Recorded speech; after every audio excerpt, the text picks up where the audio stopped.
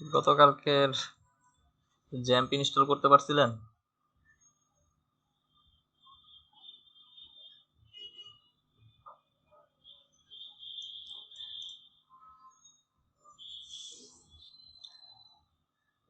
XAMPP install ছাড়া কিন্তু পিএইচপিতে কাজ হবে না। যদি কেউ না পারেন আমাকে জিজ্ঞেস করেন কোনো সমস্যা থাকলে। তো আজকে আমরা পিএইচপির গতকালকে তো ভেরিয়েবল পর্যন্ত দেখছি।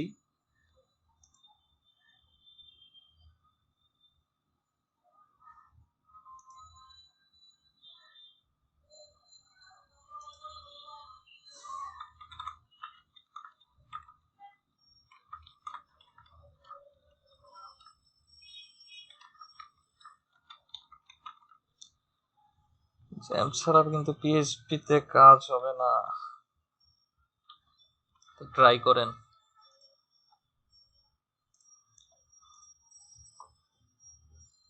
তাহলে আমরা পিএইচপির ইকো অ্যান্ড প্রিন্ট, আমরা ইকো দিয়ে তো এই 2-3 দিন দেখলাম, মানে গতকাল দেখলাম যে ইকো দিয়ে কিভাবে কি করে। ইকো হচ্ছে প্রিন্ট করে, মানে ইকোটা মূলত ম্যাক্সিমাম টেস্টিং পারপাজেই প্রিন্ট হয়। আমরা জাভাস্ক্রিপ্টে যেরকম ডকুমেন্ট ডট রাইট ছিল টেস্টিং পারপাজে প্রিন্ট করার জন্য, তো এইখানে ইকো দিয়ে আমরা টেস্টিং পারপাজে প্রিন্ট করব। আর প্রিন্ট এটা হচ্ছে আমাদের প্রিন্ট করে। ইকো আর প্রিন্ট প্রায় সেম, এই জায়গায় লেখাই আছে যে এই যে echo and print are more or less the same, they are both use to output data to the screen. তো ইকো আর প্রিন্টের ভিতরে একটু পার্থক্য আছে। একটা কোনো কিছু ইকো কোনো রিটার্ন করে না কোনো ভ্যালু, আর প্রিন্ট ভ্যালু রিটার্ন করে, সেটা হচ্ছে কত 1। তো রিটার্নের পারপাসটা আমরা অতটা ইফেক্টিভ না, অতটা এই জায়গায় দেখব না। তো প্রিন্টটাই হচ্ছে, প্রিন্ট করাটাই হচ্ছে মূল উদ্দেশ্য। আমরা দেখি কিভাবে কি প্রিন্ট হয়, এক্সাম্পল গুলো দেখি। এই যে যে হচ্ছে আমার ইকো দিয়ে একটা প্রিন্ট স্টেটমেন্ট আছে, ইকো দিয়ে 4টা প্রিন্ট করছে, 1 লাইন 2 লাইন 3 লাইন 4 লাইন। তো এই 4 নাম্বার লাইনটা একটু খেয়াল করে দেখেন, এই জায়গায় কিন্তু এতটুকু প্রিন্ট করছে, তারপরে কমা দিয়ে আবার এতটুকু প্রিন্ট করছে, আবার এতটুকু প্রিন্ট করছে। এটা কিন্তু আমরা একটা লাইনের ভিতরেও প্রিন্ট করতে পারতাম। তো এই কমা দিয়ে দেখানোর কারণ হচ্ছে বুঝাইছে যে ইকো মাল্টিপল ভ্যালু প্রিন্ট করতে পারে। তো মাল্টিপল ভ্যালু প্রিন্ট করতে গেলে এরকম প্রত্যেকটা ভ্যালুর পরে কমা কমা দিয়ে প্রিন্ট করা যায়।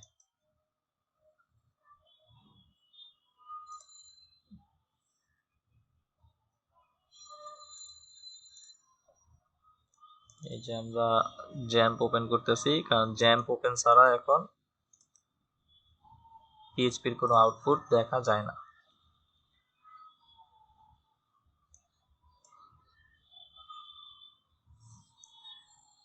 আর একটা জিনিস গতকালকে বলা হয় নাই, জ্যাম্প ইনস্টল দেওয়ার পর অনেক সময় আছে এরকম জ্যাম্প কন্ট্রোল প্যানেলটা এই ডেস্কটপে আসে না। সেই ক্ষেত্রে কি করবেন, এই লোকাল ডিস্ক সিতে তো আপনারা ইনস্টল করবেন। এই জ্যাম্প ফোল্ডারে ঢোকার পরে একেবারে লাস্টে দেখবেন এই যে জ্যাম্প কন্ট্রোল। তো এই জিনিসটাকেই রাইট ক্লিক করে সেন্ড টু দিয়ে ডেস্কটপ ক্রিয়েট শর্টকাট, এটা দিলে এটা আপনার ডেস্কটপে এসে পড়বে। তারপর থেকে আপনারা এখান থেকে ডাবল ক্লিক করে এটা ওপেন করতে পারবেন। অনেক সময় আসে ডেস্কটপে শর্টকাট, যদি শর্টকাট কারো না আসে সেই ক্ষেত্রে এরকম ভাবে একেবারে ওর রুট ফোল্ডারে গিয়ে যে জ্যাম্প যেখানে ইনস্টল করছেন সেইখান থেকে এই যে জ্যাম্প কন্ট্রোল, এটাকে এরকম send to desktop create shortcut click করলে এরকম একটা শর্টকাট ডেস্কটপে চলে আসবে। তো আমরা আমাদের যেহেতু এখন ডাটাবেজের কোনো কাজ নাই, ডাটাবেজের কাজ আমরা যখন মাইস্কেল শুরু করব তখন হবে। তো সেই ক্ষেত্রে আমরা এই মাইস্কেল এখন স্টার্ট করলাম না। যখন আমরা পিএইচপি মাইস্কেল দুইটার কম্বাইনেশনে কাজ করব তখন আমাদের এই অ্যাপাচি স্টার্ট করব এবং মাইস্কেল স্টার্ট করব। তো আপাতত অ্যাপাচি স্টার্ট থাক, আমরা এটা দিয়েই আমাদের কাজ চালিয়ে নিতে পারবো। দেখেন, তো আমি একটা দুইটা ডাইরেক্ট কপি পেস্ট করেই দেখাই।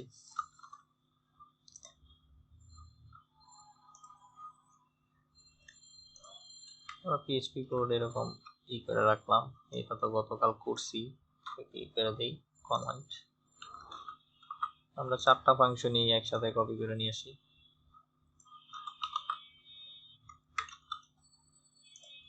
তো জাভাস্ক্রিপ্টেও কিন্তু আমরা একটা জিনিস দেখছিলাম, দেখেন এই জায়গায় ডাবল কোটেশন দিয়ে ইকোর ভিতরে আমরা স্ট্রিং লিখছি। তো এর ভিতরে দেখেন আই এম লিখতে কিন্তু আমার একটা সিঙ্গেল কোটেশন ইউজ হয়েছে। তো আমি এইরকম যদি থাকে যে আমার সিঙ্গেল কোটেশন ভিতরে কিছু আছে, এরকম টাইপের কোনো লেখা যদি থাকে, তাহলে অবশ্যই আমার খেয়াল করতে হবে যে আমার বাহিরে কোন কোটেশন দেওয়া। বাহিরে যদি সিঙ্গেল কোটেশন দিয়ে রাখি এবং ভিতরেও যদি সিঙ্গেল কোটেশন দেই, তাহলে কিন্তু সমস্যা হবে। তো আমরা যখন এরকম লিখবো তখন আমরা চিন্তা করে নিব যে আমাদের ভিতরে কোনো সিঙ্গেল কোটেশন আছে কিনা। যদি কোনো সিঙ্গেল কোটেশন থাকে তাহলে অবশ্যই আমরা বাইরে ডাবল কোটেশন ইউজ করব, কারণ একই জিনিস দুইবার থাকতে পারবে না, তাহলে কনফ্লিক্ট করবে কোড। তো আমাদের ভিতরে যদি আমরা কোনো সিঙ্গেল কোড লিখি তো অবশ্যই বাইরে ডাবল কোড দিব, এটা খেয়াল রাখতে হবে। তো এই তো আমার মানে এই যে কোড, এখন এই কোডটা আমি ধরেন আমি এইখানে দেখবো, তাহলে আমার ফোল্ডার কি লোকাল হোস্ট, এটা লিখতেই হবে। তারপর আমি গতকাল পিএইচপি নামে একটা ফোল্ডার করছিলাম htdocs ফোল্ডারের ভিতরে, আমি আজকে আবারও দেখাই দিতেছি তারপরে যাতে ক্লিয়ার হয়। এই হচ্ছে আমার লোকাল ডিক্সি। এরপরে এই যে জ্যাম্প ফোল্ডারের ভিতরে দেখবেন এই জায়গায় htdocs নামে, এই যে htdocs নামে যে ফোল্ডারটা আছে সেইখানের এই যে পিএইচপি ফোল্ডার। তো এই পিএইচপি ফোল্ডার আমি অ্যাক্সেস করব, তার জন্য আমার কি করতে হবে, লোকাল হোস্ট পিএইচপি এটা লিখতে হবে। এটা লিখলাম, তারপরে আমার ফাইল কোথায় আছে, আমার এই পিএইচপি ফোল্ডারের ভিতরে আছে, কি নামে আছে, index.php। তারপরে আমি আমার এই index.php-টা যেরকম লেখা আছে সেরকম করে লিখলাম। তো এই সব কিছুই যখন লিখলাম মানে লোকাল হোস্ট পিএইচপি index.php আমার পাথ ঠিক আছে, যদি আমার পাথ ঠিক মতো থাকে তখন আমি এন্টার দিলেই আমার এই যে এই আউটপুটটা আইসা পড়বে, আমি আমার ফাইল অ্যাক্সেস করতে পারছি। এবং এই জায়গায় আউটপুট কি আসছে, যে আমি h1 ট্যাগ রাখছিলাম একটা, সেই h1 ট্যাগটা এখানে দেখাইতেছে। আর এই যে পিএইচপি ইজ ফান, তারপরে হ্যালো ওয়ার্ল্ড, এইগুলো আমি কি করলাম, ইকো দিয়ে আনছি। এই যে দেখেন ইকোতে কি করছি, একটা h2 ট্যাগ দিছি, সেই জন্য আমার এই পিএইচপি ইজ ফান এই আউটপুটটা আসছে। তারপরে একটা ইকো দিছি, সে জায়গায় কি হ্যালো ওয়ার্ল্ড, এবং তারপরে কি দিছি একটা ব্রেক। তো এই ব্রেকগুলো দেওয়ার কারণে আমার প্রতিটা আউটপুট লাইন বাই লাইন আসছে এরকম, এই যে লাইন বাই লাইন আসছে। তারপরে আমি এই জায়গায় যে মাল্টিপল স্টেটমেন্ট দিছিলাম, যে দিসের পরে স্ট্রিং, এটা আলাদা একটা ভ্যালু, ওয়াজ একটা আলাদা ভ্যালু, মেইর আলাদা ভ্যালু, প্রত্যেকটা ভ্যালুকে আলাদা করছে কি দিয়ে, কমা দিয়ে। তো এই প্রত্যেকটা ভ্যালুকেও একসাথে প্রিন্ট করে এই জায়গায় দেখায় দিছে। এই যে দিসের পরে স্পেসটা কেন আসছে, আমি এই যে দেখেন দিসের পরে স্পেস এই জায়গায় রাখছি, তারপরে আমি আমার কোটেশন ক্লোজ করে দিছি। তো এই পর্যন্ত আমার একটা ভ্যালু, তারপরে কমার পরে আবার এটা। তো এইটা এক লাইনে লিখলেও কিন্তু আমার এই সেম আউটপুটটা আসবে, যদি আমি এই দিসের পরে স্পেস দিয়ে এই কোটেশনটার আগে আমি যদি এই সবগুলা ভ্যালু দিতাম, আমার কিন্তু ওই সেম আউটপুটটাই আসতো। কিন্তু এটা দিয়ে বোঝানোর কারণ হচ্ছে যে ইকো দিয়ে আপনি মাল্টিপল ভ্যালু যদি আপনার প্রিন্ট করার দরকার পড়ে কখনো, সেই ক্ষেত্রে আপনি সেপারেটর হিসেবে কমা ইউজ করবেন। সেই কমা ইউজ করে একটার পর একটা ভ্যালু এই জায়গায় দিতে পারবেন, ও একসাথে প্রিন্ট করে দিবে। এর জন্য বারবার লাইন মানে ইকো লেখার দরকার নেই, এইটাই বুঝাইছে এই জায়গায় কমা দিয়ে। এই আমাদের গেল ইকো দিয়ে কিভাবে প্রিন্ট করি। তো ইকো দিয়ে আর একটু দেখাইছে যে ইকো দিয়ে আমরা তো নর্মালি স্ট্রিং প্রিন্ট করলাম, তো এখানে ভেরিয়েবল ডিক্লেয়ার করে কিভাবে প্রিন্টের কাজ করা হয় সেটা দেখানো হয়েছে। গতকাল আমরা দেখছি ভেরিয়েবল কিভাবে ডিক্লেয়ার করে। পিএইচপিতে প্রত্যেকটা ভেরিয়েবল ডিক্লেয়ারের সিনট্যাক্স হচ্ছে $। এই $সাইন দিয়ে আমরা যেই নামটা দিব এবং সমান সমান দিলে এটা ভেরিয়েবল হিসেবে কাউন্ট হবে পিএইচপিতে। তো এই জায়গায় যে $text1 এটা হচ্ছে একটা ভেরিয়েবলের ভিতরে কি রাখছি, আমি একটা স্ট্রিং রাখছি যে লার্ন পিএইচপি। তারপরে text2 একটা ভেরিয়েবল নিলাম, সেই জায়গায় কি w3schools.com, এটা হচ্ছে একটা স্ট্রিং। তারপর আমি $x একটা নাম্বার রাখলাম 5, y এ রাখলাম 4। তো এখন আমি দেখেন এটা প্রিন্ট করি, ইকো দিয়ে করলাম কি একটা h2 ট্যাগ নিলাম,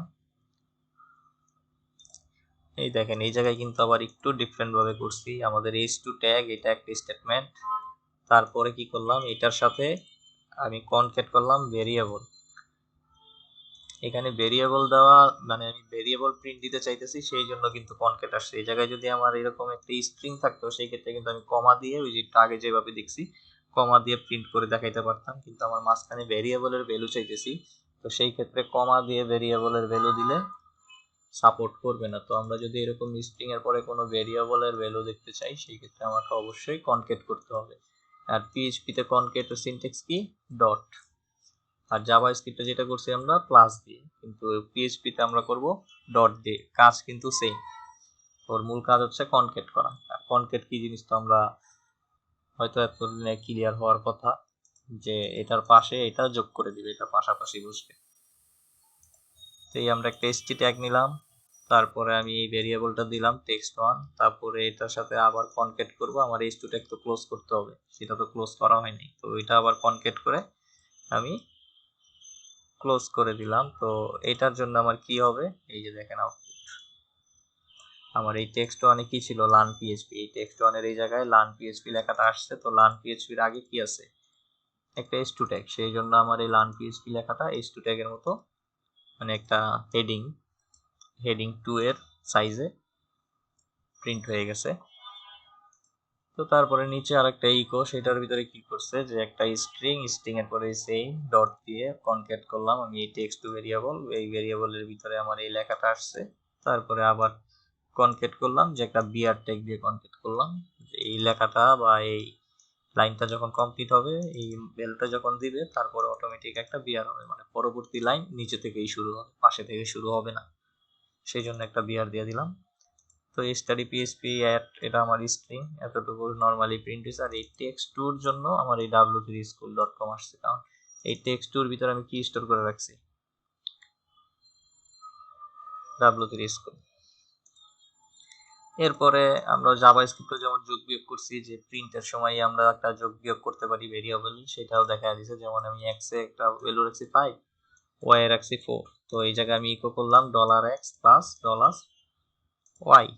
তো দুইটাতেই কি আছে নাম্বার ভ্যালু আছে, তো সেই ক্ষেত্রে 5 আর 4 কত 9, এই 9 হচ্ছে অটোমেটিক ক্যালকুলেশন হয়ে প্রিন্ট হবে।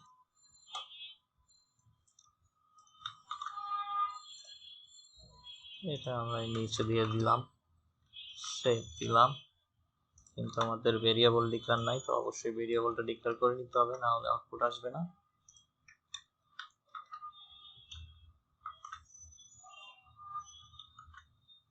এই তো এখন এই জায়গায় গিয়ে আমি যদি পেজটা রিলোড করি, তাহলে এই যে দেখেন নিচে আমার লার্ন পিএইচপি এটা কোথা থেকে আসছে, এই ভেরিয়েবল থেকে আসছে।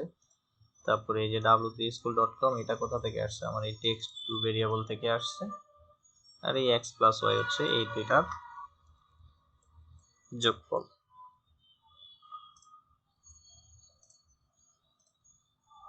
তো এই গেল মোটামুটি ইকোর ব্যাপার, ইকো দিয়ে কেমনে কাজ করি। এখন ব্যাপারগুলি আপনাদের অত ডিটেলসে বোঝানোর আমার মনে হয় দরকার হবে না, কারণ আপনারা জাভা স্ক্রিপ্টে দেখছেন। তো ওই জাভা স্ক্রিপ্টের থিওরিটাই এই জায়গায়, জাস্ট সিনট্যাক্সগুলো চেঞ্জ। তো এই জায়গায় প্রিন্ট এখন কি পিএইচপি প্রিন্ট, আমরা প্রিন্ট কমান্ড দিয়ে কিভাবে প্রিন্ট করব সেটা দেখি। কাজ এক, ইকো এবং প্রিন্ট সেম।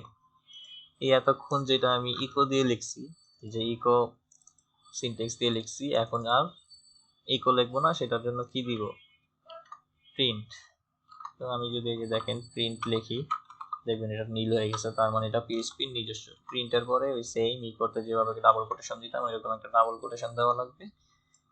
তারপরে আমরা ভিতরে যা কিছু দিব সেটা এই জায়গায় প্রিন্ট হয়ে যাবে।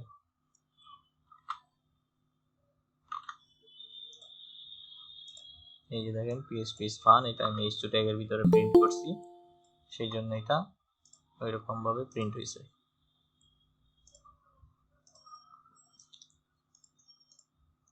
তারপরে যদি আমি এই যে হ্যালো ওয়ার্ল্ড এটাকে প্রিন্ট করি, এই প্রিন্ট কমান্ড হ্যালো ওয়ার্ল্ড এই জায়গায় একটা সিম্বল আছে, তারপরে কি বিআর ট্যাগ আছে। তো বিআর ট্যাগটা বুঝতে গেলে আমাদের এই লাইনটাও প্রিন্ট করতে হবে। তো হ্যালো ওয়ার্ল্ড এর নিচের লাইনে এটা আসবে।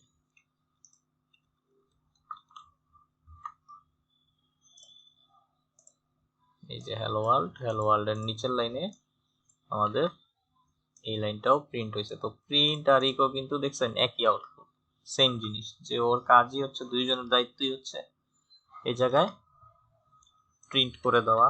তো পিএইচপিতে প্রিন্টের চেয়ে ইকো একটু ফাস্টার। তো এটা কতটুকু ফাস্টার এটা আমরা বুঝতে পারতেছি না, কিন্তু নর্মালি ইকো হচ্ছে ফাস্টার, কারণ আমি তো এখানে প্রিন্ট দিয়ে যখন রিলোড দিতেছি দুইটারই আউটপুট দেখতে পারতেছি, কিন্তু ইকো খুব দ্রুত কাজ করে, তার তুলনায় প্রিন্ট একটু স্লো কাজ করে।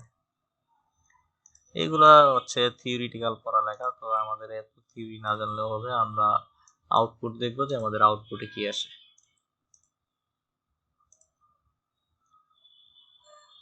তারপর ওই সেম জিনিসই ইকোতে যেভাবে প্রিন্ট করছি সেইভাবে এই জায়গায় ভেরিয়েবল ডিক্লেয়ার করে। এখন দেখেন ভেরিয়েবল তো আমার ডিক্লেয়ার করাই আছে, এই যে উপরে ডিক্লেয়ার করছি, তো আমি এখানে আর নতুন করে ভেরিয়েবল ডিক্লেয়ার করতেছি না। আমি মনে করেন এখান থেকে কমান্ড দিব যে প্রিন্ট কি ছিল, মনে করেন আমি একটা h2 ট্যাগ নিব, h2 ট্যাগ, এরপরে কি করলাম, কনকেট করলাম। কি কনকেট করব আমি, $text1 $txt1, তারপরে কনকেট করলাম। কি কনকেট করব আমি, যে h2 ট্যাগের স্টার্টিং নিছি সেটার এন্ডিংটা এখানে কনকেট করে দিব।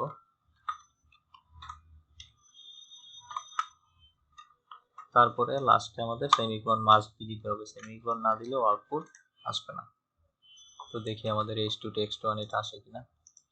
এই যে দেখেন লার্ন পিএইচপি, এটা আসছে। ভেরিয়েবল উপরে ডিক্লেয়ার থাকলেই নিচের যে কোনো জায়গায় কল করলেই ও ভেরিয়েবলকে চিনতে পারে। আমার এর জন্য আলাদাভাবে আর ভেরিয়েবল আনার দরকার হয় নাই। দেখেন আমি ইকোতেও ভেরিয়েবল কল করছি, ও প্রিন্ট করছে, প্রিন্ট দিয়েও ভেরিয়েবল কল করছি, সেখানেও প্রিন্ট করছে। তো আমি যদি এই প্রিন্টের পরে এই লেখাটাও নিয়ে আসি, আমার কিন্তু এটাও প্রিন্ট হবে। টেক্সট টু ভেরিয়েবলে কি ছিল, w3school.com, আমি এই জায়গায় দিলাম, এই যে দেখেন w3school.com, এটা আমার এই ভেরিয়েবলের মাধ্যমে আসছে। এরপরে যদি আমি এই এতটুকু যোগ করি প্রিন্ট দিয়ে, সেম ইকোর কাজটাই আমি এখন প্রিন্টে করতেছি। তো ইকো আর প্রিন্ট সেম, সেই জন্য সেম আউটপুটই দিতেছে। এই যে 9, আমার ভেরিয়েবলে ছিল 5 আর 4, তো 5 4 যোগ করে দিছি, 9 হয়ে গেছে। তো এটাই ছিল মূলত ইকো এবং প্রিন্টের ইউজ, দুইটাই সেম। তো আমরা এখন ডাটা টাইপসে যাই। ডাটা টাইপসেও দেখেন এই যে এইগুলো কিন্তু আমরা পড়ে আসছি, যে স্ট্রিং, ইন্টিজার, ফ্লোট, তারপরে এই যে বুলিয়ান, অ্যারে, অবজেক্ট, নাল, এই সব ব্যাপার কিন্তু দেখে আসছি। তো এই জায়গায় একটা ব্যাপার আছে, যে জিনিসটা আমরা জাভাস্ক্রিপ্টে ফ্লোট জানতাম, এই ফ্লোটিং পয়েন্ট নাম্বারকে এই জায়গায় ডাবল নামেও চিনে, মানে ওর ডাটা টাইপ ডাবল দিলেও বুঝে নেয় যে এটা ফ্লোটের। কারণ আমরা ওই পিএইচপির যখন ফ্রেমওয়ার্ক বা অবজেক্ট ওরিয়েন্টেড ওইসব ক্ষেত্রে, তারপরে মাইস্কুলেও মাঝে মাঝে ডাবল নামের ডাটা টাইপ দেখা যায়। তো ডাবল টাইপের ডাটা টাইপ যদি পাই, সেখানে যদি ফ্লোট না থাকে, তো আমরা ডাবল দিলেও এই সেম ফ্লোটে যে কাজটা হয় সেটা করতে পারবো। তো এই স্ট্রিং, পিএইচপি স্ট্রিং সম্বন্ধে তো সবার ধারণা আছে। স্ট্রিং হচ্ছে এই যে স্ট্রিং, কোটেশনের ভিতরে কোনো টেক্সট থাকলে ওইটাই স্ট্রিং হিসেবে কাউন্ট হয়। এই যে ইকো এক্স, এই হ্যালো ওয়ার্ল্ডটা প্রিন্ট হয়ে গেছে। তারপরে আবার ইকো করছে বিআর, মানে এখানে আলাদা আলাদা ভাঙা ভাঙা দেখাইছে। এই বিআরটা তো আমরা চাইলে এই জায়গায় কনকেট করে প্রিন্ট করে দিতে পারতাম। তারপরে আবার দিছি ওয়াই, সেই ওয়াই এই জায়গায়। তো মূল হচ্ছে আমাদের এই যে স্ট্রিং, এইটা যে কোটেশনের ভিতরে আমরা যা লিখবো সেটাই স্ট্রিং হিসাবে কাউন্ট হবে। তারপরে ইন্টিজার কি, ইন্টিজার হচ্ছে এই যে নাম্বার ভ্যালু, নাম্বার ভ্যালুটাকেই পিএইচপিতে ইন্টিজার বলে। জাভাস্ক্রিপ্টেও আমরা দেখছি ইন্টিজার বলে কিছু কিছু জায়গায়। তো এই জায়গায় কিছু দেখেন রুল দিছে যে an integer data type is a non-decimal number between -2 থেকে শুরু করে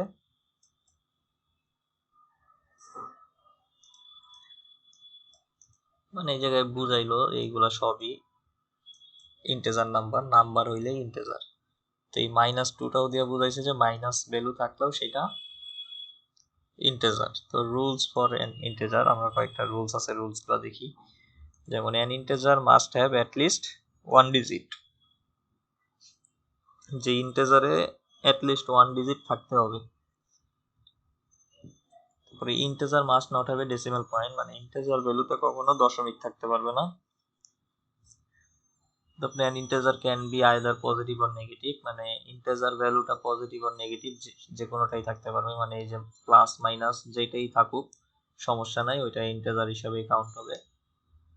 তারপরে কি লেখা আছে, integers can be specified in decimal, base 10, hexadecimal, ওই যে আমরা পড়ছিলাম জাভাস্ক্রিপ্টে যে চারটা নাম্বার সিস্টেম, সেটা কি কি, ডেসিমেল, হেক্সাডেসিমেল, অক্টাল, বাইনারি।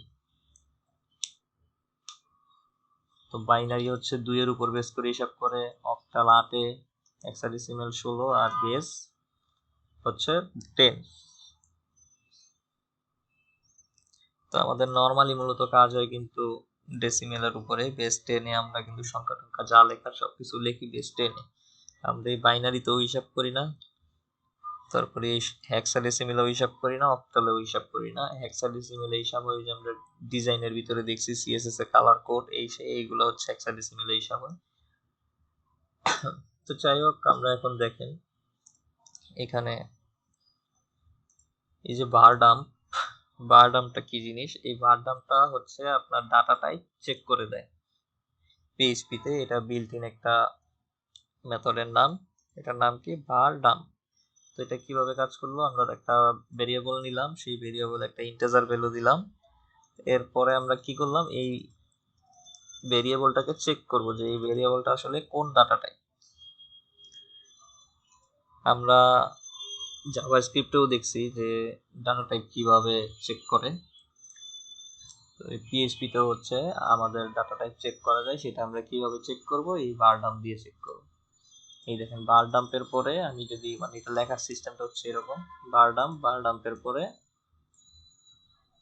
ব্র্যাকেটে $x দিলাম, মানে এই যে আমার ভেরিয়েবলের নাম, এখানে যেই ভেরিয়েবলটা থাকবে সেই ভেরিয়েবলের নামটা এই জায়গায় দিলেই ও এর ভিতরে যে ভ্যালুটা আছে সেই ভ্যালুটাকে চেক করে দিবে, এরকম ইন্টিজার 5985। তো এটা আমি দেখেন এই জায়গায় লাইভ চেক করি,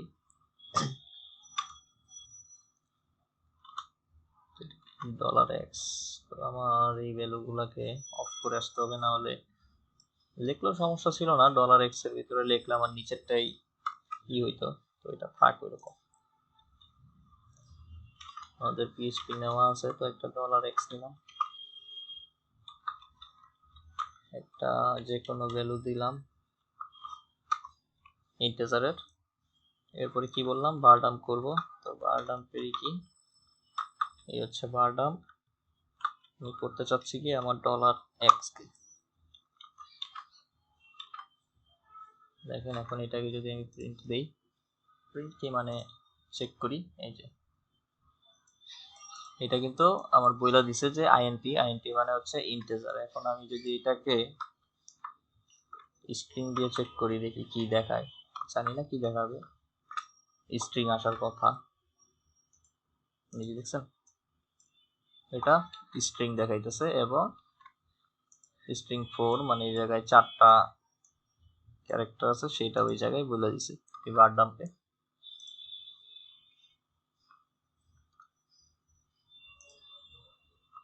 এইটা দিয়ে ডাটাটাই চেক করা হয়, এটাই দেখানো হয়েছে যে বারডাম দিয়ে কিভাবে ডাটা টাইপ চেক করানো হয় এবং ইন্টিজার ভ্যালুটা কিভাবে লেখা হয়। তারপরে পিএইচপি ফ্লোট, জাভাস্ক্রিপ্টেও ফ্লোট ছিল। ফ্লোট কি, এই যে decimal point or number in exponential form, যে আমাদের এই ডেসিমেল যদি নাম্বার থাকে, আমরা ডেসিমেল নাম্বারটাই যদি এখানে প্রিন্ট করতে চাই, সেক্ষেত্রে আমাকে ডেসিমেল থাকলেই ওর ডাটা টাইপটা চেঞ্জ হয়ে যায়। তখন আপনি যদি দেখতে চান যে এটা আসলে কি ডাটা টাইপ, তখন সে ওর আসল ডাটা টাইপটা এই জায়গায় বলে দিবে। যদি আমি জাস্ট এই ভ্যালুটা নিয়ে আমার এই জায়গায় দেই, তাহলেই তো হয় যে 10.365, এটাকে আমি চেক করতেছি বারডাম দিয়ে, তো এই জায়গায় কি হবে, এই যে দেখেন ফ্লোট, ও চেক করে পাইছে কি যে এটার ভিতরে ডেসিমেল আছে, আর ডেসিমেল থাকলে ওটাকে ফ্লোটিং নাম্বার হিসেবে কাউন্ট হয়, ওইটার ডাটা টাইপটা এই জায়গায় পিএইচপি তে প্রিন্ট করে দিছে।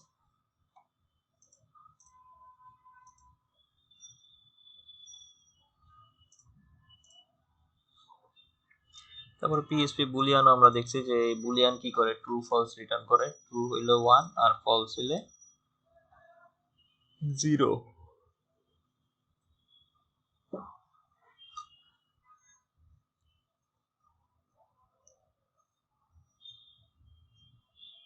তো এটার কোনো মান এই জায়গায় দেয় নাই, তো আমি যদি ট্রু লিখি, ট্রু লিখে চেক করে দেখি, দেখা যায়নি। হ্যাঁ দেখছেন, আমি শুধু ট্রু লিখছি, ও কিন্তু এটা ডাটা টাইপ খুঁজে বের করছে যে এটা একটা বুলিয়ান ভ্যালু। তো আমি যদি এটা 1 দিই, 1 দিলে হওয়ার কথা না, 1 দিলে ইন্টিজারই হবে, ঠিকই আছে। এখানে ওই ট্রু ফলস লিখলেই ও বুঝতে পারে যে এটা কোন ডাটা টাইপ। এরপরে আসি আমাদের অ্যারেতে। অ্যারে জাভাস্ক্রিপ্টও যেমন ছিল, এই অ্যারে পিএইচপিতেও একটা বড় সাবজেক্ট। এই যে পিএইচপি অ্যারে, এখানে গেলেই বোঝা যাবে যে এটা কত বড়। তো এখানে জাস্ট নর্মালি এই অ্যারেটা চেক করার জন্য হালকা দেওয়া আছে যে একটা কার্স অ্যারে, সেটার অ্যারে ডিক্লেয়ার করছি। অ্যারে তো আমরা জানি 2-3 ভাবে ডিক্লেয়ার করা যায়, থার্ড ব্র্যাকেট দিয়েও অ্যারে ডিক্লেয়ার করা যায়, আবার ফার্স্ট ব্র্যাকেট দিয়ে এরকম করেও দেওয়া যায়। জাভা স্ক্রিপ্টে সম্ভবত নিউ অ্যারে লেখা লাগে, কিন্তু পিএইচপিতে শুধু অ্যারে লিখে ফার্স্ট ব্র্যাকেট দিলেই, এরপরে মাল্টিপল ভ্যালুগুলো দিলেই এই জায়গায় ওইটাকে অ্যারে হিসেবে নিয়ে নেয়। আমি এই যে একটা অ্যারে ডিক্লেয়ার করলাম এবং বার ডাম্প করলাম, দেখেন তখন অ্যারে তার প্রতিটা ইন্ডেক্স কি হিসাবেও ডাটা দেখাইতেছে। তো আমি এটা দেখাই, যেমন একটা কার্স ভেরিয়েবল নিলাম এবং আমি আর এই জায়গায় ডলার কার্স লেখা লাগবে, এক্স দিলে এখন চিনবে না। তো এর ভিতরে কি আছে বলবো, বিএমডব্লিউ টয়োটা। তো আমাদের হিসাব কি, এটা 0, এটা 1, এটা 2। তো দেখেন আমি বার ডাম্প করলাম, বার ডাম্পে ও এরকম ভাবে ডাটাটা ডিসপ্লে করবে। এই যে এরেতে কি আছে, এটা একটু আমার ডাটা টাইপ বলে দিতেছে, এটা এর ভিতরে 3টা ভ্যালু আছে। তো এই যে সেকেন্ড ব্র্যাকেট, এর ভিতরেই ভ্যালুগুলো আছে। তো কি কি আছে দেখেন, জিরো ইন্ডেক্স। জিরো ইন্ডেক্স মানে কি, এই যে এটা জিরো ইন্ডেক্স পয়েন্টে কে আছে, স্ট্রিং 5, মানে এই জায়গায় 5টা ওয়ার্ডের একটা স্ট্রিং আছে যে বলবো, এবং এই যে স্ট্রিং 5 দিয়ে বলবো লেখাটা বলে দিছে। দেখছেন কিভাবে সুন্দরভাবে ডাটা টাইপ চেক করে দিতে হচ্ছে। এই বার ডাম্পের ব্যাপারটা অনেক সময় আমাদের টেস্টিং পারপাজে ইউজ হয়, যখন কোনো প্রজেক্ট করি অনেক সময় আমরা যে ডাটাটা এই জায়গায় দেখাতে দিতেছি সেই ডাটাটা এখানে পাইছে কি পায় নাই সেটা নিয়ে আমরা কনফিউজ হয়ে যাই। তো ওই জিনিসটাই শিওর হওয়ার জন্য আমরা এরকম বার ডাম্প দিয়ে চেক করে দেখি। তো দেখেন এই যে এই জায়গায় কত সুন্দরভাবে বলে দিচ্ছে যে 3টা অ্যারে আছে, এর জিরো ইন্ডেক্সে 5টা ক্যারেক্টারের একটা স্ট্রিং আছে এবং ক্যারেক্টারটা কি বলবো সুন্দর মতো বাংলায় দেখা দিতেছে। তারপর 1-এ 3 ডিজিটের 3 ক্যারেক্টারের একটা ই আছে স্ট্রিং, এই যে বিএমডব্লিউ। তারপরে হচ্ছে যে 012 আমাদের 2 ইন্ডেক্সে কি আছে, 6 ক্যারেক্টারের একটা স্ট্রিং এবং সেটা কি টয়োটা।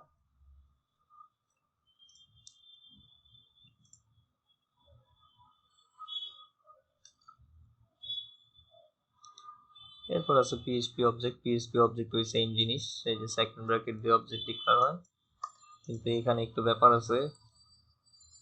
দেখেন এখানে কিন্তু আমরা পাবলিক কালার, পাবলিক মডেল, তারপর হচ্ছে পাবলিক ফাংশন,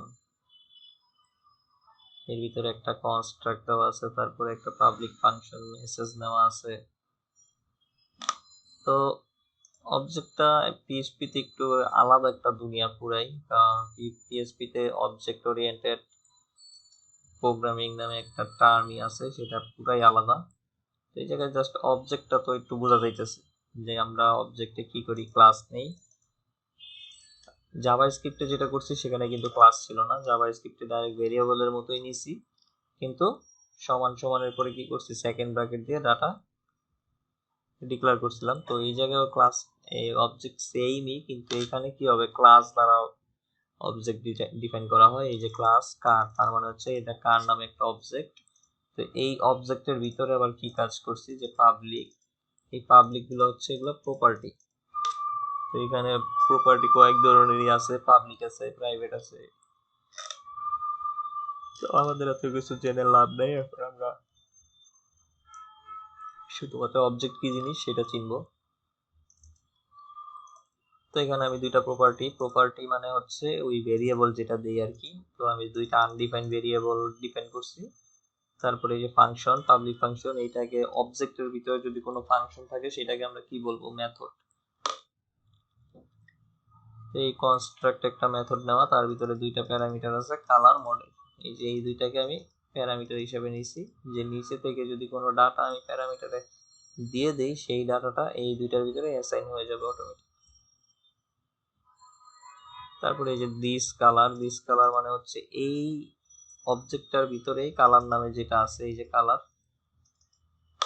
এই কালারটা হচ্ছে কি ডলার কালার, মানে এই কালারের ডলার কালারের ভিতরে আমি ভ্যালু পুশ করে দিয়েছি। তারপরে দিস মডেলের ভিতরে ডলার মডেল।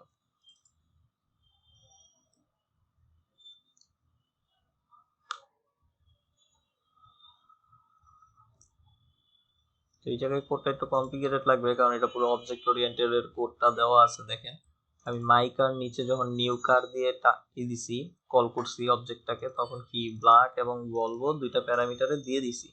তো আমার উপরে প্যারামিটারে কি আছে, কালার, মডেল। তো এই ব্ল্যাকটা আমার হচ্ছে কালারের ভিতরে ঢুকে যাবে এবং ভলভো মডেলের ভিতরে ঢুকে যাবে। তার মানে এই কালার ইকুয়াল টু কত, এই ব্ল্যাক, আর এই মডেল ইকুয়াল টু বলবো। এটা হচ্ছে প্যারামিটারের মাধ্যমে আমি এর ভিতরে ডাটা স্টোর করছি। এটা পুরাই কমপ্লিকেটেড লাগবে, কারণ আপনাদের অবজেক্ট ওরিয়েন্টেড কি পিএইচপি সম্পর্কে ধারণা নাই। তো এই জায়গায় অবজেক্ট ওরিয়েন্টেড এর জ্ঞান দেওয়া আছে, তো এটা হয়তো বুঝতেছেন না। এর মূল কথাটা হইতেছে এই জায়গায় আমি একটা অবজেক্ট ডিক্লেয়ার করছি, সেটা কি কার নামে। আর এইটার একটু কাজ দেখাইছে যে দুইটা আনডিফাইন্ড ভেরিয়েবল ছিল, তার ভিতরে আমি এই দুইটা প্যারামিটারের মাধ্যমে নিচে থেকে ইউজার থেকে ডাটা কালেক্ট করে নিছি। তারপর আমি একটা ফাংশন দিছি যে this colour equal to colour. এই জায়গায় যায় যত ফাংশন দিব বা এই জায়গায় যত ভ্যালু দিব, সেই ভ্যালুটা এই জায়গায় অটোমেটিক অ্যাড হয়ে যাবে। কিসের মাধ্যমে, এই কনস্ট্রাক্টর মাধ্যমে। কনস্ট্রাক্টর কাজই হচ্ছে অটোমেটিক রান হয়ে যাওয়া।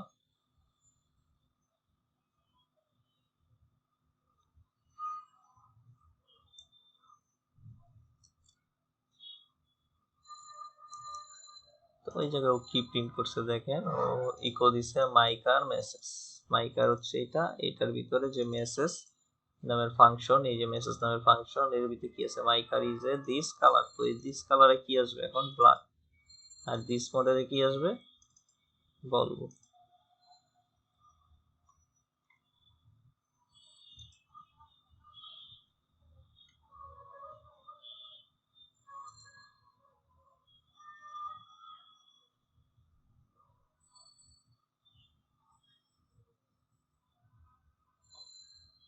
এই যে ব্ল্যাক, বলবো।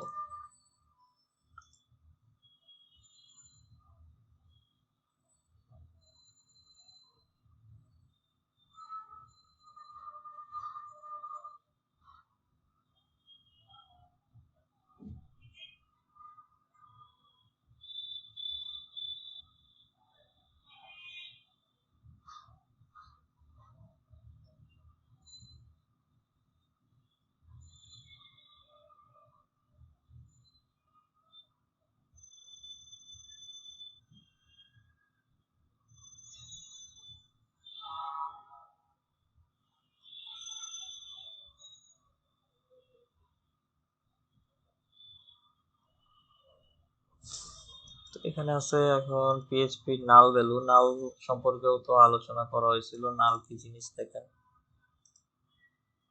আমরা যে $x লিখে ডাইরেক্ট এটা দিয়ে দিই তখন কি হয়, এটা আনডিফাইন্ড। আর এখানে আমি কি করলাম, $x ইকুয়াল টু নাল লিখে দিছি, তার মানে হচ্ছে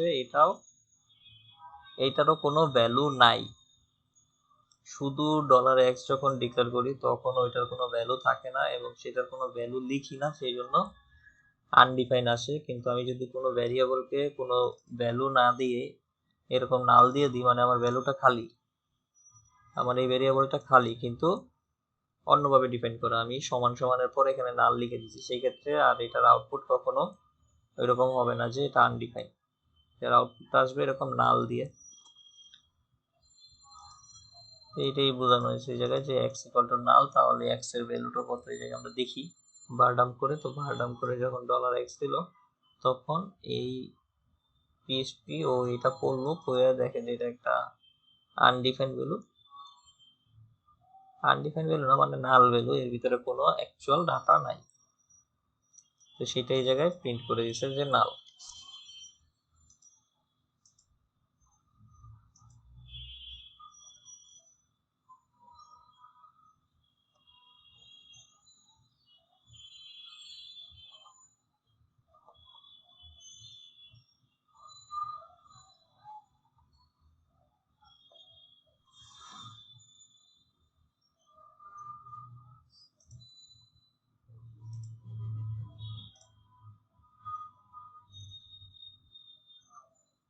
এরপরে পিএইচপি রিসোর্স নিয়ে কথা বলছে কি, that the special resource type is not an actual data type, it is the storing of a reference to function and resource external to PHP. এটা আমাদের কাজে আসে না, এটা নিয়ে আমরা বাদ দিই। তো আমরা স্ট্রিং এ যাই, স্ট্রিং এ কি কি আলাপ আলোচনা করা যায় দেখি। ওই সেম জাভাস্ক্রিপ্টের মতোই string is a sequence of character like hello world. এরপর string function. In this chapter we will look at some commonly used function to manipulate string। আচ্ছা দেখি আমরা কি কি আছে।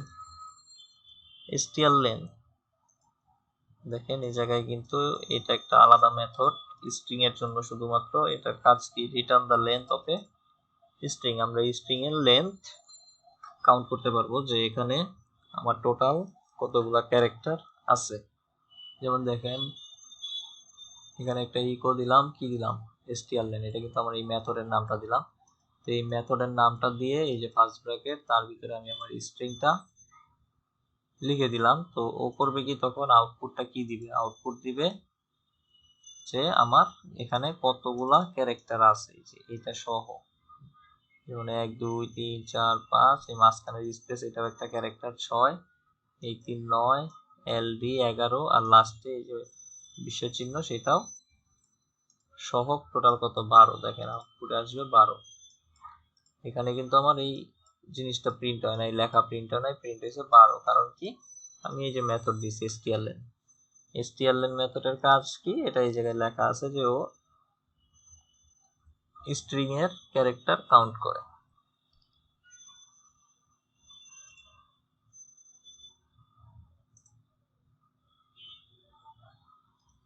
তারপর str ওয়ার্ড কাউন্ট, এটাও আছে যে কাউন্ট ওয়ার্ডস ইন স্ট্রিং। আমরা মাত্র করলাম কি, ক্যারেক্টার কাউন্ট, মানে প্রতিটা এই যে ক্যারেক্টার একটা একটা করে, আর এখন কাউন্ট হবে ওয়ার্ড। ওয়ার্ড কাউন্ট হলে এই জায়গায় কয়টা হবে, 2টা ওয়ার্ড। এই যে দেখেন str ওয়ার্ড কাউন্ট, এটা একটা মেথড, এই যে লাল কালিতে দেখাইছে এবং এই জায়গায় ইউজও করছে str ওয়ার্ড কাউন্ট। তারপর আমাদের হ্যালো ওয়ার্ল্ড স্ট্রিংটা লেখা, তো হ্যালো ওয়ার্ল্ড এই জায়গায় ওয়ার্ড কয়টা আছে, এই হ্যালো একটা ওয়ার্ড আর এই ওয়ার্ল্ড আর একটা ওয়ার্ড। তো আপনাদের যদি কোনো এরকম কাজ থাকে যে আমি আমার এরকম কোনো স্ট্রিং এর ওয়ার্ডটা কাউন্ট করতে চাইতেছি, সেই ক্ষেত্রে ও ইজিলি দ্রুত এটাকে কাউন্ট করে দিতে পারবে। এই যে আউটপুট 2 str ওয়ার্ড কাউন্টের জন্য। তারপরে str rev মানে কি, রিভার্স স্ট্রিং। তো আমরা দেখি এটার কাজ কিভাবে করে, একটা রিভার্স করে দিবে। দেখেন এটা সুন্দর একটা কাজ।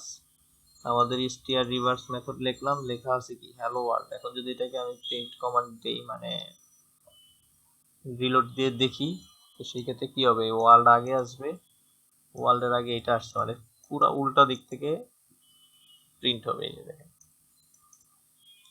একেবারে পুরোপুরি উল্টা দিক থেকে প্রিন্ট হয়েছে, যে ফার্স্ট ওয়ার্ড লাস্ট ওয়ার্ড ছিল এইটা, তো এইটা আসছে ফার্স্টে, তারপরে ডি, তারপরে এল, এরকম করে এই জায়গা থেকে এই স্টাইলে প্রিন্ট হয়েছে, মানে রিভার্স হয়েছে। রিভার্স মানে উল্টা। তারপরে আছে কি str পোজ, মানে যা পোজ মানে বোঝা যাইতেছে পজিশন। দেখেন এই জায়গায় লেখা আছে the PHP str whose function searches for a specific text with a string. If a match is found, the function returns the character position of the first match. If no match is found, it will return false. আমরা কাজ দেখি, দেখেন eco str pose আমার এটা হচ্ছে মূল string এবং আমি কি সার্চ করতেছি ওয়ার্ল্ড। তো এই ওয়ার্ল্ডটা ও এর ভিতরে খুঁজবে এবং খুঁজে কোন পজিশনে থেকে ও শুরু হয়েছে সেই পজিশনটা এখানে বলে দিবে।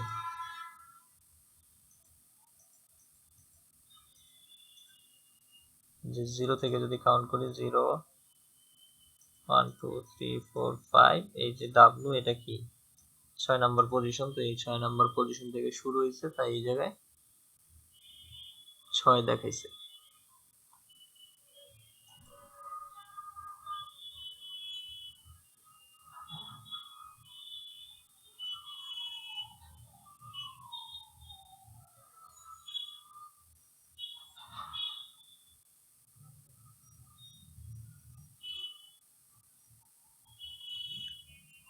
এরপরে কি আছে str রিপ্লেস। নাম দেখেই বোঝা যাইতেছে এটা কোন স্ট্রিং কে রিপ্লেস করে দিবে। যেমন আমরা এই জায়গায় দেখি str রিপ্লেস দিলাম, দেওয়ার পরে কি লিখলাম ওয়ার্ল্ড, তারপরে দিলাম কি ডলি। তার মানে হচ্ছে দেখেন এটা লেখার প্যাটার্ন কি, ফার্স্টে আমরা যেটা সার্চ করব বা আমরা যেটা চেঞ্জ করতে চাইতেছি সেটা লিখবো, সেটা কি ওয়ার্ল্ড লিখলাম। যে আমরা চাইতেছি আমাদের স্ট্রিং এ যদি কোনো ওয়ার্ড থাকে সেটাকে খুঁজে বের করব। তারপরে আমরা যেটা রিপ্লেস করতে চাইতেছি যে আমাদের এই ওয়ার্ল্ডের জায়গায় কি দিয়ে রিপ্লেস করব, ডলি দিয়ে রিপ্লেস করব।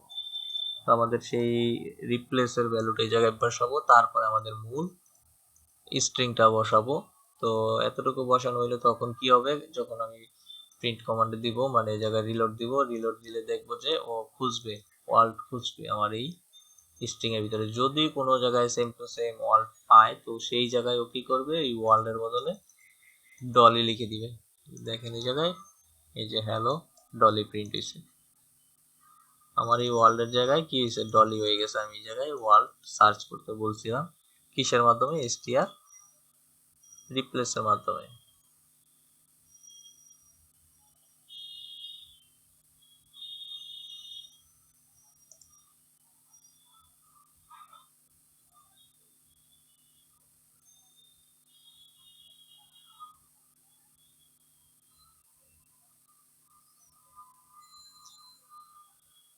তো এই ছিল মোটামুটি স্ট্রিং সম্পর্কিত কিছু মেথড নিয়ে আলোচনা।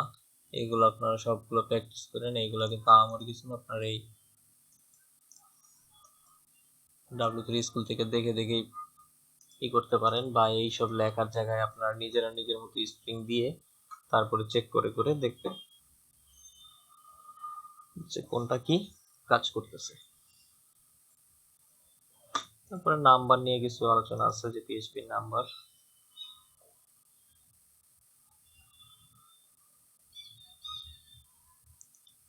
তো নাম্বারেও কিছুই আছে, যে নাম্বার, এই নাম্বারটাকে আমরা ইন্টিজার হিসেবে চিনি, এটা এই জায়গায় বলতেছে। দেখেন এটা কিন্তু নাম্বার, যখনই এই নাম্বার গুলোর মাঝখানে আবার ডেসিমেল আইসা করতেছে তখন কি এটা ফ্লোটস হয়ে যাইতেছে, সেটাও বলে দিছে।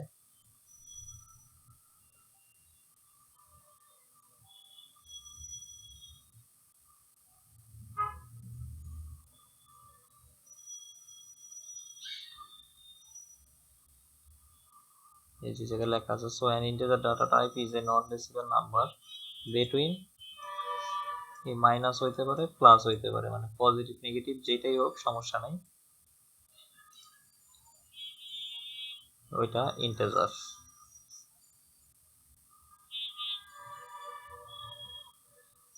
আমরা উপরে যে ইন্টিজারের ইগুলা দেখছিলাম ওইগুলোই আবার আলোচনা হয়েছে। তো এই জায়গায় কিছুই আছে, যেমন PHP has the following function to check if the type of a variable is integer। আমরা ইন্টিজার চেক করার জন্য আমরা তো বারডাম দিয়ে চেক করছি, তারপরেও এইগুলোর মাধ্যমে চেক করা যায়। যেমন ইজ ইন্টিজার, দেখেন বারডাম্পের ভিতরে আবার দিলাম ইজ ইন্টিজার, এটা তো আউটপুট কি আসবে, ট্রু। আমরা ইজ ইন্টিজার দিয়ে কি বলতেছি যে আসলে কি এটা ইন্টিজার, তো এটার অ্যান্সারটা কি আসবে আমাদের রিটার্নে, সেটা একটা বুলিয়ান ভ্যালু আসবে। আমরা এইভাবে যদি কোনো কিছু চেক দিই সেই ক্ষেত্রে এরকম বুলিয়ান ট্রু আসবে। ট্রু হইলে আমরা বুঝতে পারবো যে এটা আসলেই আমাদের একটা ইন্টিজার নাম্বার, আর যদি ফলস আসে সেক্ষেত্রে বুঝবো যে এটা ইন্টিজার নাম্বার না।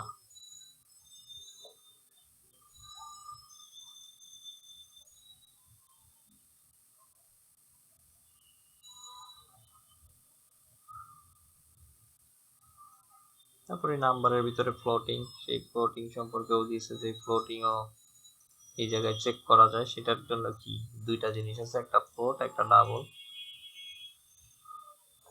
তো এই যে বারডাম দিলাম, ইজ ফ্লোট দিলাম, তো সেই ক্ষেত্রেও বুলিয়ান ট্রু দিবে। যদি ইজ ডাবল দেই সেই ক্ষেত্রেও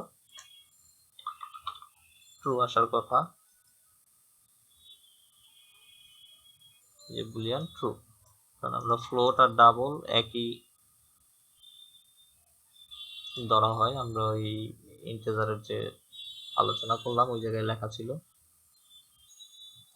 পিএইচপি তেও ইনফিনিটি আছে, যেটা আমরা জাভাস্ক্রিপ্টে দেখছিলাম। ইনফিনিটি, ইনফিনিটি মানে কি, যে যার কোনো শেষ নাই এরকম টাইপের। তো ইনফিনিটিও চেক করা যায়, ইজ ইনফিনিটি, বা এই যে ইজ ফিনিট, ইজ ইনফিনিট। আমরা এই জায়গায় চেক করে দেখি, যেমন এই যে 9e, এই ডাটাটা দিয়ে ওয়ারডাম করলাম, তো এটা কি ফ্লোট দিছে, এটা আসছে ইনফিনিটি। এই যে INF মানে এটা একটা ইনফিনিট নাম্বার। কিভাবে ইনফিনিট নাম্বার, এটা ওই ক্যালকুলেশন করে বের করছে। এটা অনেক বড় একটা নাম্বার, সেই জন্যই এরকম করে বলছে যে এটা একটা ইনফিনিট নাম্বার। NaN তো আমরা জানি, জাভাস্ক্রিপ্টে দেখছি নট এ নাম্বার, যে আমরা নাম্বার চেক করতে গেলে এরকম দিতে পারি যে এটা নাম্বার না, এটা একটা স্ট্রিং। তারপরে নট NaN দিলে এটা নাম্বার। ওই জিনিসটা এই জায়গায় দেখানো হয়েছে। যেমন দেখেন,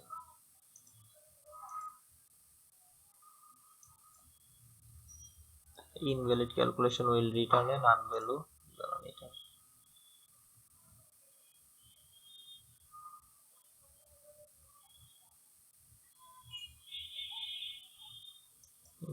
numerical string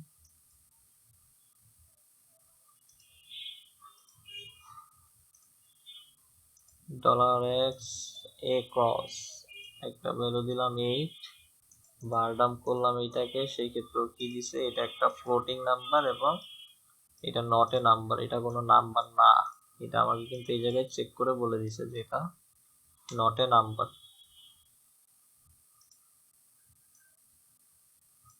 যে বারডাম্পের মাধ্যমে আমি $x টাকে যখন চেক দিছি, এটা আসলে তো অ্যাকচুয়াল কোনো নাম্বার না, এটা শুরু হয়েছে এরকম এ ক্রস দিয়ে লেখা। আমার নাম্বার হলে তো ফার্স্টে যে কোনো নাম্বারই থাকতো।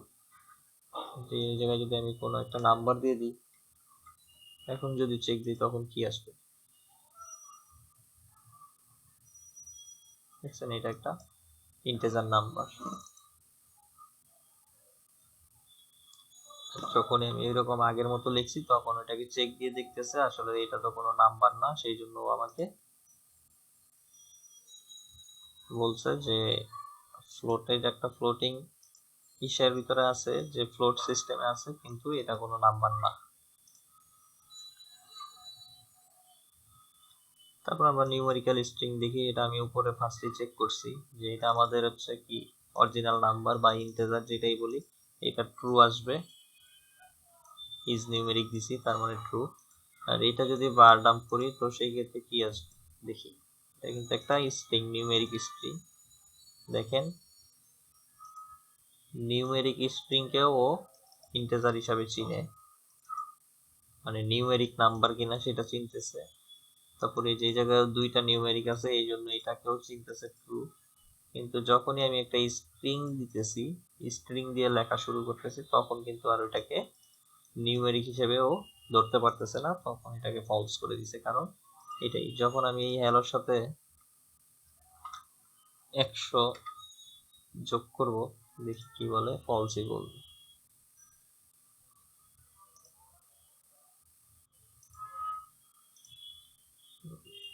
মানে কি 100 সাথে তো এটা যোগ করাতে ট্রু বলতেছি।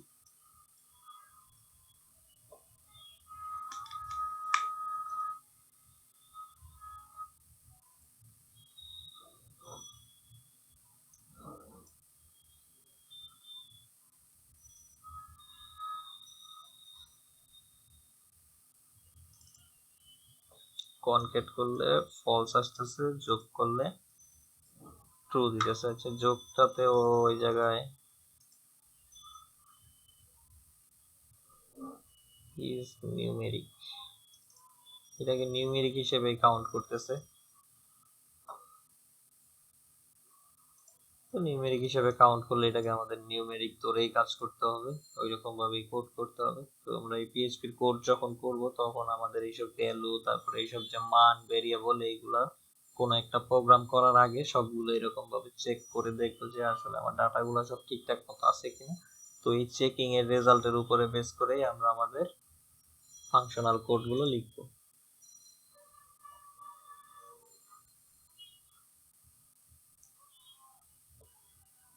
PHP casting string and float pins integer cast float and string to integer। string থেকে কিভাবে ইন্টিজারে ফ্লোট করে সেটাই দেখাইতেছে এই জায়গায়। যেমন x ভেরিয়েবল, সেটা কি, এটা একটা ফ্লোটিং নাম্বার আছে। তো এই ফ্লোটিং নাম্বারটাকে আমি চাইতেছি কি এটা ইন্টিজারে কনভার্ট করব। তো ইন্টিজারে কনভার্ট করলে কি আমার এই দশমিকের পরের সংখ্যাগুলো বাদ দিয়ে দিতে হবে, কারণ দশমিক থাকলে তো এটা ফ্লোটিং নাম্বার হয়ে যেতেছে। তো এই ফ্লোটিং নাম্বারটাকে আমরা কিভাবে ইন্টিজারে আনবো দেখেন, কারণ আমরা এই ভেরিয়েবলটাও ফালা দিতে চাইতেছি না যে আমার এই ফ্লোটিং ভেরিয়েবল আমি অন্য জায়গায় ইউজ করব, কিন্তু আমি জাস্ট এই এক লাইন কোড যে জায়গায় আমার শো করানো দরকার যে এটা একটা ইন্টিজার নাম্বার, কোনো ফ্লোটিং থাকবে না। তো এইরকম টাইপের যদি কাজ হয় যে আমি আমার ফ্লোটিং নাম্বারটার যেই ভেরিয়েবল আছে সেটাও রাখবো, এবং এই এক লাইন ইন্টিজারের কোডের জন্য আমি কোনো নতুন ভেরিয়েবল নিব না, তো সেই ক্ষেত্রে আমি ওই আগের ফ্লোটিং যে এই যে ফ্লোটিং ভেরিয়েবলটা আছে সেই ভেরিয়েবল থেকে ইন্টিজারে ভেরিয়েবলটা কনভার্ট করে নিব, ইন্টিজারে ভ্যালুটা কনভার্ট করে নিব। সেটা কিভাবে, এই যে ডলার ইন্ট কাস্ট, এই জায়গায় ভেরিয়েবল নিয়েই করতে, যাই হোক। তো ইন্ট কাস্ট নামে একটা ভেরিয়েবল নিছে, নিয়ে ওর ভিতরে এই যে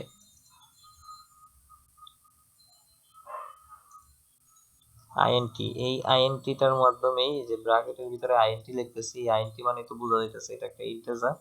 তো ইন্টিজারটা আমি কাকে বানাবো, আমার এই জায়গায় যে ভেরিয়েবলের নাম থাকবে সেই ভেরিয়েবলের নামটি এই জায়গায় দিব।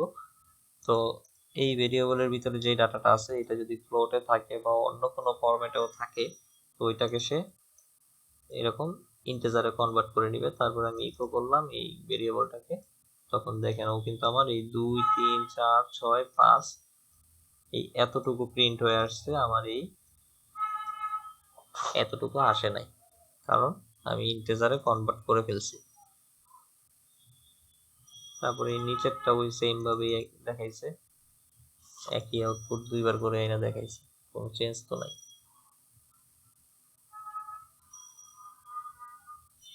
হ্যাঁ, কোনো চেঞ্জ নাই, ও একই আউটপুট দুইবার দেখাইছে। ও না, একটু চেঞ্জ আছে, যে দেখেন এটা কি ছিল, ডিরেক্ট ইন্টিজার নাম্বার, আর এটা কি নিউমেরিক স্ট্রিং। তো নিউমেরিক স্ট্রিংও কিন্তু নাম্বার হিসেবে কাউন্ট হয়, তো ওইটা থেকেও আমি চাইলে ইন্টিজার ভ্যালুতে কনভার্ট করে নিতে পারি।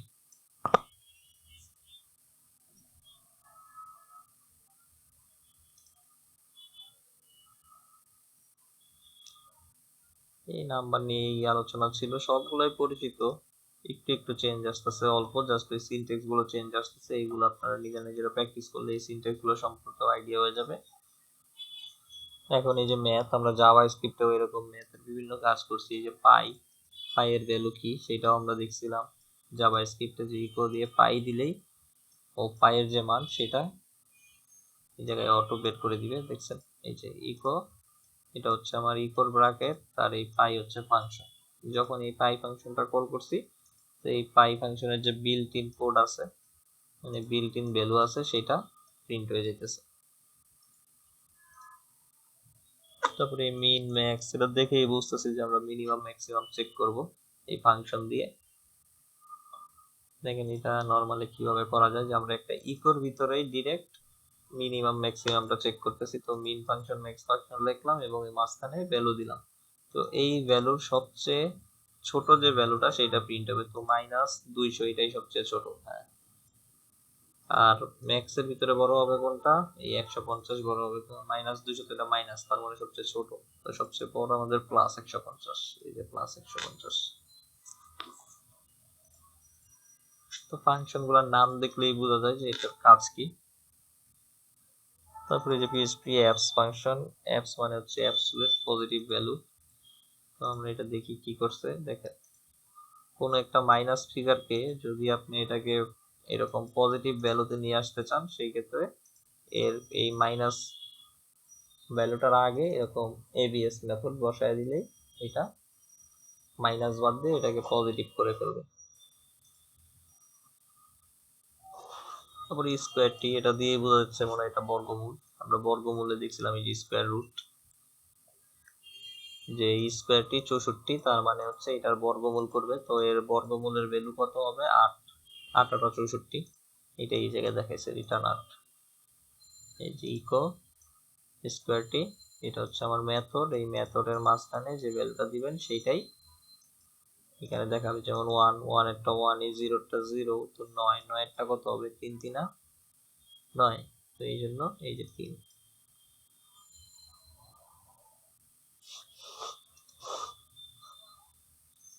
এবারে রাউন্ড ফাংশন, রাউন্ড ফাংশনের কাজে আমরা দেখছিলাম যে 0.60 থাকলে কি হবে, 0.49 থাকলে কি হবে, মানে দশমিকের পরে 0.5 এর চেয়ে যদি বড় হয় সেক্ষেত্রে আমরা এটাকে রাউন্ড করব কি, যেটা 9 আছে সেটাকে 10 বানায় দেবো, মানে 1 যোগ করে দিব।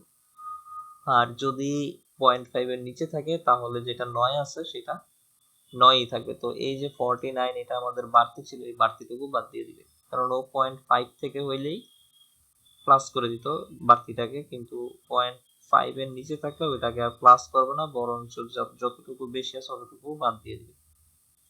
যেমন এই জায়গায় রাউন্ড 1.60 মানে 0.60 দেওয়া, তাহলে এটা আমরা রাউন্ডে যদি কনভার্ট করি তাহলে এটা কত হবে, 1। আর এটা কি হবে, 0 হবে। এই যে দেখেন 60 সেই জন্য 1, তারপরে যে 5 পাইছে সেই জন্য 1 করে দিছে, কিন্তু 49 যখন পেয়েছে তখন আর 1 করে নাই, সেটা 0 করে দিছে। এরপরে এই জায়গায় দেখেন -4.40, তো এটাকে -4 করে দিয়েছে কারণ এই যে 5 এর কম। এরপরে এই করা 4.60, এটাকে কত করবে, এই যে -5 করে দিছে, বাড়ায় দিছে। মানে 0.5 থাকলেই, 0.5 বা তার বেশি থাকলেই ওটাকে 1 বাড়ায় দিবে। এটাই হচ্ছে এই রাউন্ডের কাজ, মানে ও কোনো এরকম দশমিক ভ্যালু চায় না, ও রাউন্ড করে দিবে। তো ওই রাউন্ডটা করতে গেলে ও এই 0.6, 0.5 এই ব্যাপারগুলো ও দেখে, 0.5 এর চেয়ে বড় কিনা বা 0.5 কিনা।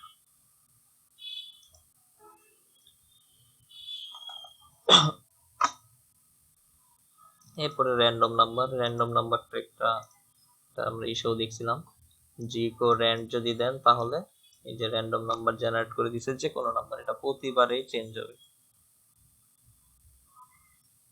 এই দেখেন লাস্টে 41 ছিল, এখন যদি আমি চেঞ্জ করি আবার এই দেই, ও প্রতিবারই র্যান্ডমলি মানে উল্টাপাল্টা নাম্বার প্রতিবারই জেনারেট করে দিবে ও।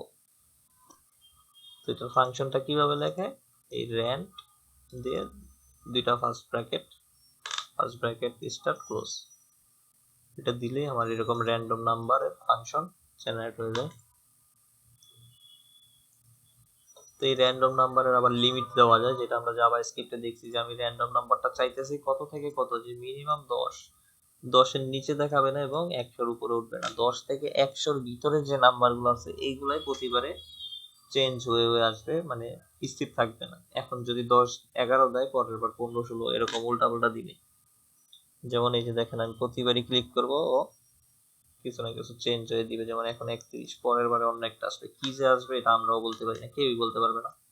90, কিন্তু এই যে আমি যতই চেঞ্জ করি ও কখনোই এই 10-এর নিচে নামবে না এবং 100-এর উপর উঠবে না, মানে 10ও দেখাবে না, ও 11 দেখাবে। আর এখানে 99 পর্যন্ত দেখাবে, 100 দেখাবে না একবারও। তো কাজের সুবিধার্থে এরকম যদি আপনার কোনো সময় লিমিটেশন দেওয়ার দরকার হয় তখন এই ক্ষেত্রে এরকম র্যান্ড ফাংশন নিয়ে লিমিটেশন দেখে নেবেন।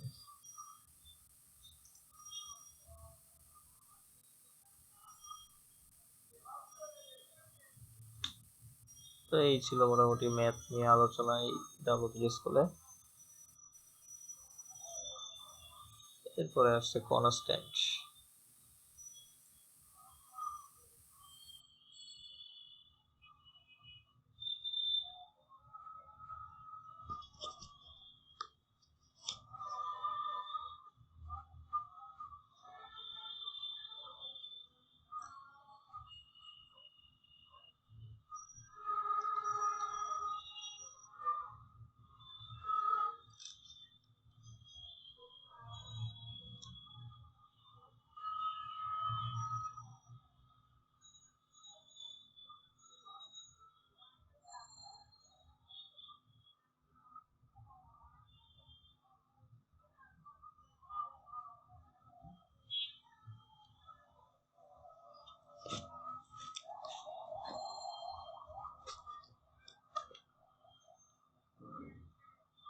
PHP constant. কনস্ট্যান্ট এটা কি একটু করি। কনস্ট্যান্টস আর লাইক ভেরিয়েবল, যেটা একটা ভেরিয়েবলই কিন্তু এর কি হবে যে এটা একবার যদি ডিফাইন করা হয় সেটা আর চেঞ্জ বা আনডিফাইন করা যাবে না। তো এটা কি হিসাবে কাজ করে দেখি। Constant is an identifier name for a simple value, the value can not be change during the script, মানে ওই স্ক্রিপ্টের ভিতরে আর কনস্ট্যান্টের ভ্যালু চেঞ্জ করা যাবে না। তো এই valid constant name start with a letter or underscore before the constant name. Note, unlike variable, constant are automatically global across the entire script. তো constant ভ্যারিয়েবলটা ও হচ্ছে অটোমেটিক গ্লোবাল ভেরিয়েবল হিসেবে কাজ করে, এটাই বললো। আমরা একটা কনস্ট্যান্ট ভেরিয়েবল ঠিক মানে ক্রিয়েট করতে গেলে কিভাবে করতে হয়। To create a constant use the define function. তো ডিফাইন ফাংশনের সিনট্যাক্স কি, যে ফার্স্টে ডিফাইন থাকবে একটা ফাংশন, এর ভিতরে প্যারামিটার থাকবে কি কি, নেম, ভ্যালু এবং কেস ইনসেনসিটিভ। ইনসেনসিটিভ মানে বড় হাতের ছোট হাতের এটা কোনো ব্যাপার না। যদি কেস সেনসিটিভ থাকতো তাহলে যেভাবে দেন সেভাবেই ডিক্লেয়ার করতে হবে, মানে ছোট দিলে ছোট, বড় দিলে বড়।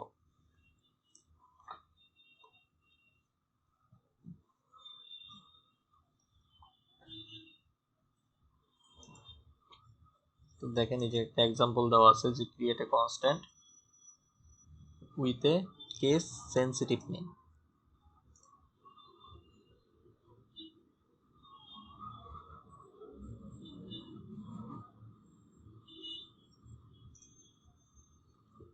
তো আমরা এটা দেখি। এই যে ডিফাইন, এটা কি গ্রিটিং। আমি আমার এটা কিন্তু ভেরিয়েবলের মতোই কাজ করতেছি, কিন্তু দেখেন এটা পুরোই ডিফারেন্ট স্টাইলের একটা ভেরিয়েবল। এর নাম কোনটা হবে, এই যে গ্রিটিং, এই গ্রিটিংটা হচ্ছে আমার ভেরিয়েবলের নাম, এবং এই কমা দিয়ে তারপরে এই জায়গায় যেটা দিছি সেটা কি হচ্ছে, এটা কিন্তু আমার একটা ভেরিয়েবলের ভ্যালু হিসাবে কাজ করতেছে। যখন আমি এরকম করে ডিক্লেয়ার করলাম, ডিক্লেয়ার করার পরে আমি যখন এটাকে প্রিন্ট দিতেছি তখন কি লিখে প্রিন্ট দিতেছি, আমার এই যে এই নামটা লিখে গ্রিটিং। তো এটা লিখে যখন প্রিন্ট দিচ্ছি তখন ও আমার এই লেখাটা প্রিন্ট হয়ে যেতেছে।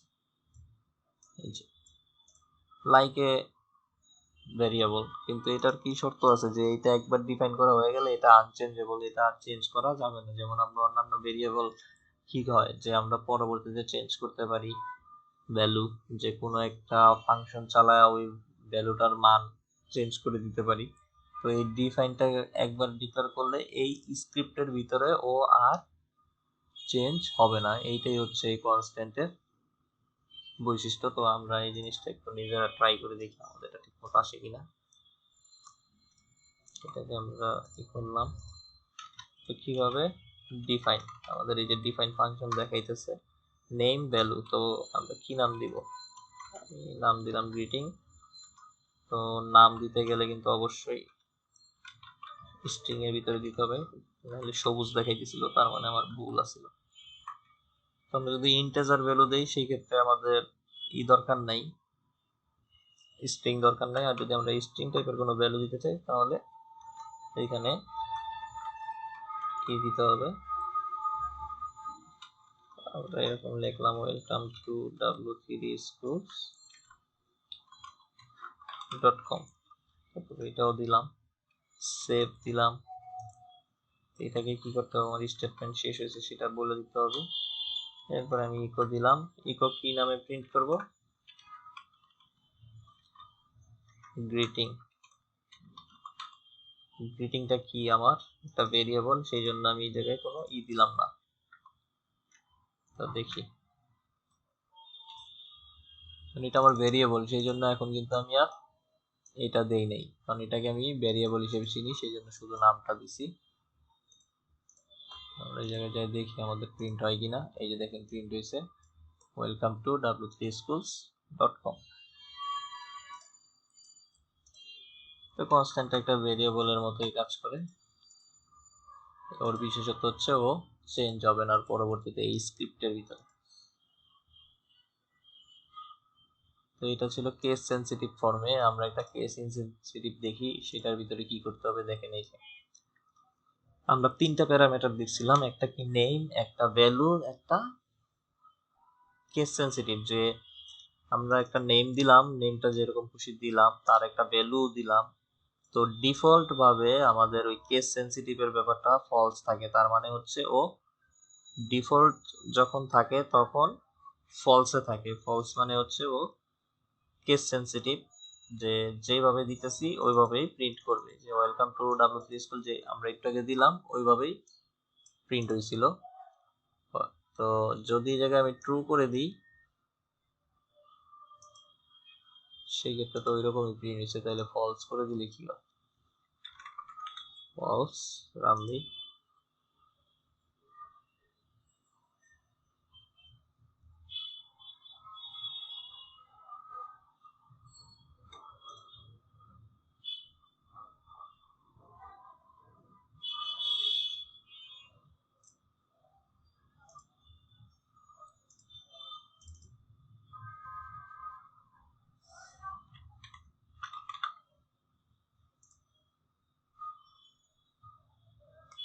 আচ্ছা দেখেন এই জায়গায় ব্যাপারটা কোন জায়গায় ট্রু ফলসে, যখন আমি ফলস দিতেছি তখন কিন্তু আমার এই শুধু গ্রিটিংটা প্রিন্ট হইতেছে, আমার এটার ভ্যালুটা প্রিন্ট হইতেছে না। কারণ কি, আমরা দেখেন এই যে গ্রিটিং এর জায়গায় বড় হাতের দিছি, তো যখন আমি ট্রু দিব তখন এটা কি কেস ইনসেনসিটিভ ট্রু হবে। মানে আমাদের প্যারামিটারটা ছিল কেস ইনসেনসিটিভ, তো ট্রু হইলে কেস ইনসেনসিটিভ ফর্মেই এটা প্রিন্ট হবে। মানে তখন যদি ট্রু দেই তখন ও এই বড় হাতের ছোট হাতের হিসাব করবে না। যে আমার নামটা যেভাবেই দেই গ্রিটিং, এখানে জাস্ট গ্রিটিং লেখাটা পাইলেই হয়েছে, এটা বড় হাতের হোক আর ছোট হাতের হোক, বা এই যে এরকম ভাবে হোক যে শুধু টাইটেল কেস, তাতেও কিন্তু আমার এটা প্রিন্ট হবে।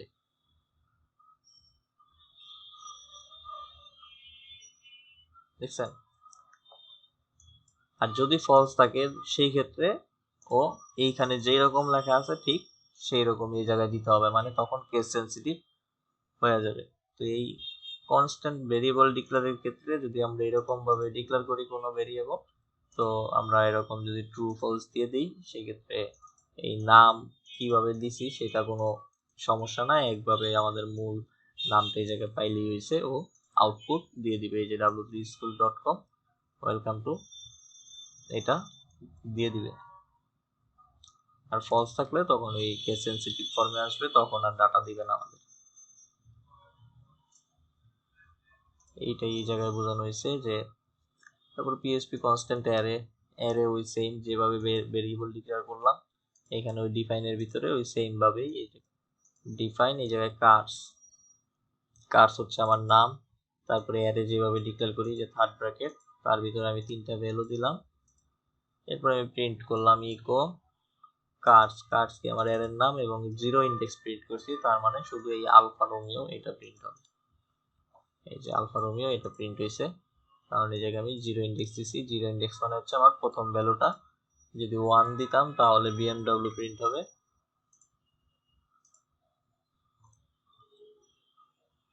যে বিএমডব্লিউ প্রিন্ট হয়েছে।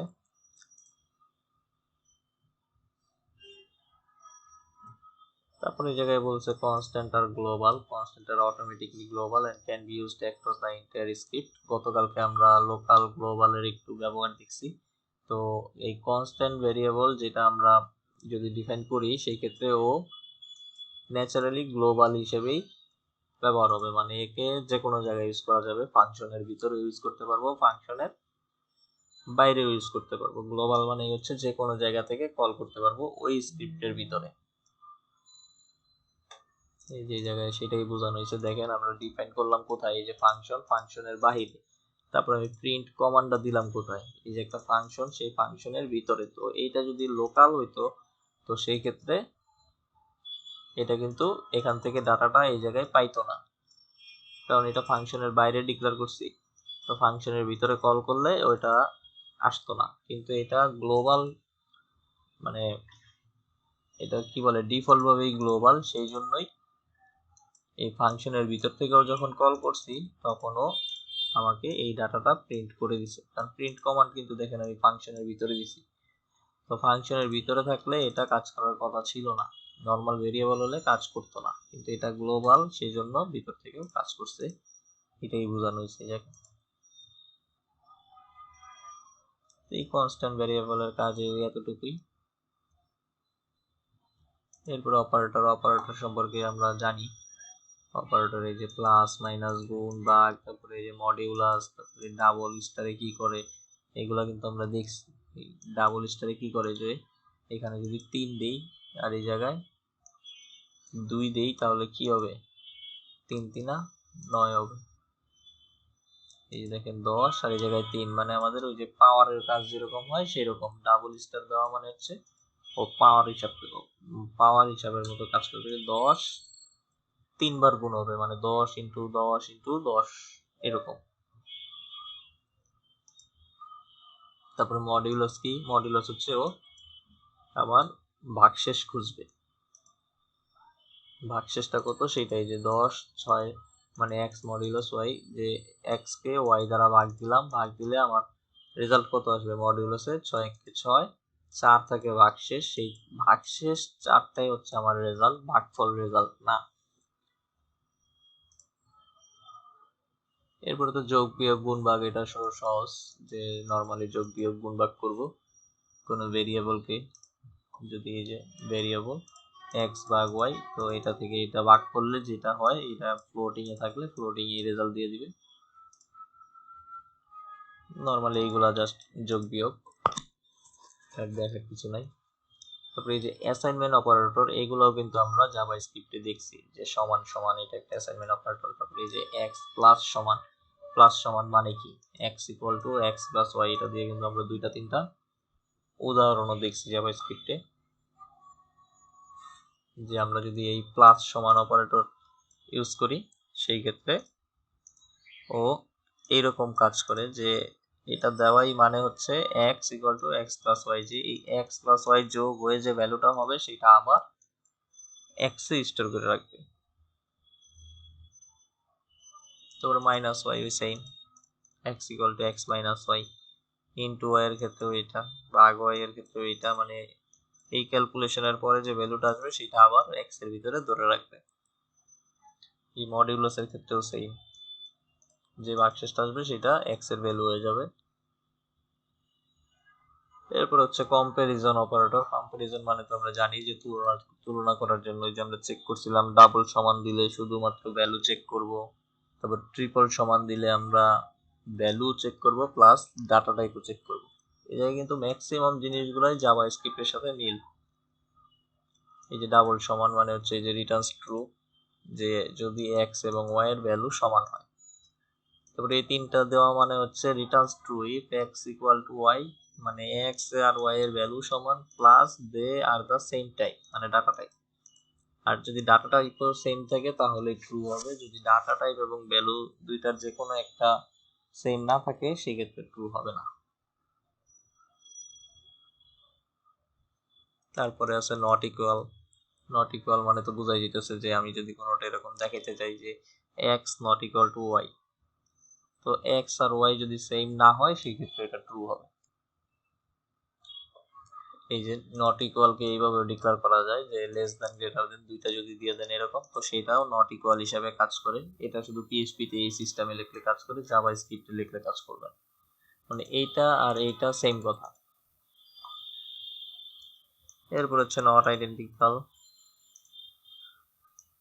যদি আমার ভ্যালু প্লাস ডাটা টাইপ না মিলে এক্স এবং ওয়াই এর সাথে, তো সেই ক্ষেত্রে ট্রু হবে। মানে এইটার উল্টাটা এইটা। এরপরে গ্রেটার দেন লেস দেন, এটা তো ব্যাপারটা বুঝি যে যদি এই যে কি এক্স গ্রেটার দেন ওয়াই, মানে এক্স ওয়াই এর চেয়ে যদি বড় হয় তাহলেই true. Less than x less than y, যদি এক্স ওয়াই এর চেয়ে ছোট হয় তাহলে ট্রু। এরপরে greater than or equal to, এটার মানে হচ্ছে কি এক্স ওয়াই এর চেয়ে বড় অথবা সমান।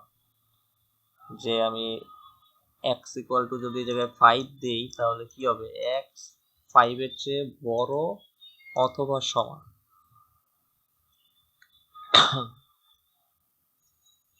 যে এই এক্স এর মান 5 হইলেও তখন ওটা ট্রু দিয়ে দিবে।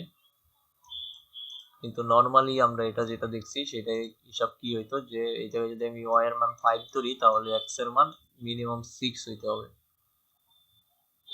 কিন্তু এরকম করে যদি লিখি সেই ক্ষেত্রে 5 অথবা 5 এর বড়,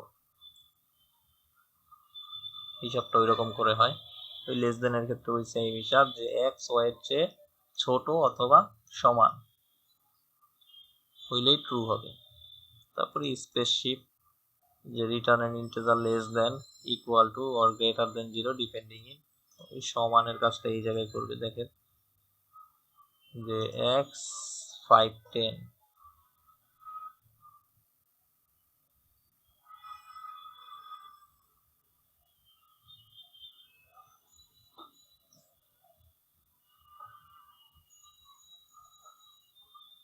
এই যে এটা যদি দেই এরকম দিলে, আমি যদি এরকম -1 1 এবং 0-তে ভ্যালু চাই সেই ক্ষেত্রে এরকম করে দিব, যে দেখেন এক্স এই চিহ্নটা প্লাস ওয়াই দিলাম। এটা দিলে কি এক্স যদি আমার ওয়াই এর চেয়ে ছোট হয় সেক্ষেত্রে আমাকে আউটপুট দিবে -1। তারপর 10 10 মানে সমান, যদি আমি এক্স এটা ওয়াই দেই আর সেই ক্ষেত্রে যদি আমার এক্স এবং ওয়াই এর মান সমান হয় সেই ক্ষেত্রে এরকম আউটপুট দিবে 0। আর যদি আমার এক্স এর ভ্যালু বড় হয় সেই ক্ষেত্রে +1। মানে এরকম টাইপের যদি কোনো চেকিং করে, মানে আমি তুলনা করতে পারি যে এটার চেয়ে এক্স এর চেয়ে ওয়াই বড়, যদি বড় হয় তাহলে ওটা রিটার্ন দিবে আমার 1, যদি ছোট হয় তাহলে রিটার্ন দিবে -1, আর যদি সমান হয় সেই ক্ষেত্রে আমাকে ভ্যালু দিবে 0। তো ওই রকম যদি হিসাব চাই বা তুলনা করতে চাই সেই ক্ষেত্রে আমরা এই অপারেটরটা ইউজ করব।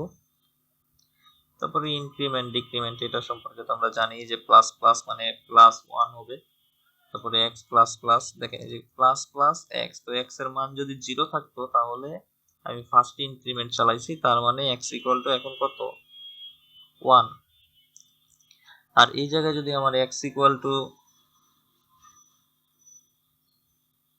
যদি 1 ধরি, 0 দিয়ে বুঝাইলে হবে না, 1 দিয়ে বুঝাই, যে এক্স এর মান আমি 1 দিলাম, তাহলে আমি যদি এখানে ইকো এক্স দিই সেই ক্ষেত্রে আমার কি হবে,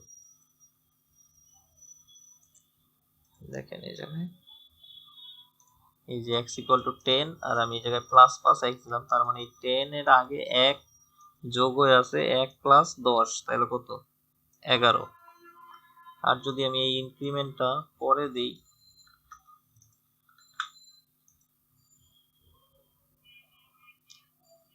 দেখেন সেই ক্ষেত্রে কিন্তু আমার 10 প্রিন্ট হয়ে যাচ্ছে, কারণ কি আমার এক্স এর ভ্যালু এখন 10, তো সেই 10টাই এই জায়গায় প্রিন্ট হয়েছে। তো পরের বার যদি আমি ইকো দিই আবার এক্স, ইকো দিলাম $x, এখন কত হবে, এখন 11 হবে, কারণ এই যে 10 আর এই যে ইনক্রিমেন্ট দিছি এই ইনক্রিমেন্টের সাথে 1 যোগ হয়ে যাবে, তাহলে 10 আর 1 11 হবে এখন নিচে। দেখছেন এই যে 10 এর পরে 11, নিচে না কারণ আমি বিয়ার দিই নাই। তো ইনক্রিমেন্টটা যেখানে থাকবে ইনক্রিমেন্টের পরের স্টেটমেন্টেই ওই ইনক্রিমেন্টটা 1 যোগ করে দেয়। এটা তো আমরা আগেও দেখছি যে ইনক্রিমেন্ট কিভাবে কাজ করে।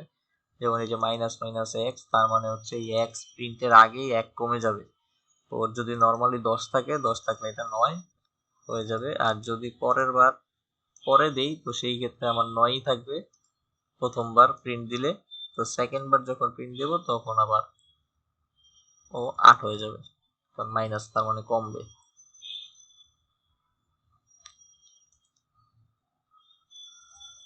এই যে pre decrement, post decrement, pre মানে আগে, পোস্ট মানে পরে। তো এগুলো আপনারা এই ট্রাইতে গিয়ে ট্রাই করে করে দেখবেন।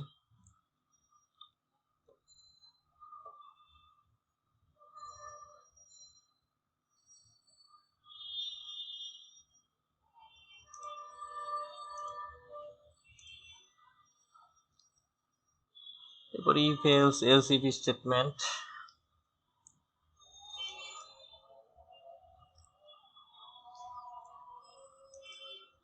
জাভা স্ক্রিপ্টের মতো সেম কন্ডিশন এই জায়গায়। এই যে টি ডেট এইচ, এটা হচ্ছে পিএইচপি ডেট ফাংশন। এইচ মানে আওয়ার, বর্তমান আওয়ারটা এই জায়গায় আছে। তো ইফ টি, এটা কি দিছে, লেস দেন 20, যে টি যদি 20-এর চেয়ে ছোট হয় সেই ক্ষেত্রে আমার এটা ইকো হবে। তার মানে আমার টি এখন 20-এর চেয়ে ছোটই আছে। 20 মানে রাত 8টা। তো এখন বাজে কয়টা?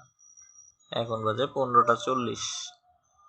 তার মানে 20-এর চেয়ে ছোট, সেই ক্ষেত্রে আমার এটা ট্রু হয়েছে। ট্রু হইলে আমার এই ফাংশন প্রিন্ট হয়ে যাবে, যে কি দিছি, echo have a good day. Have a good day print হয়ে গেছে।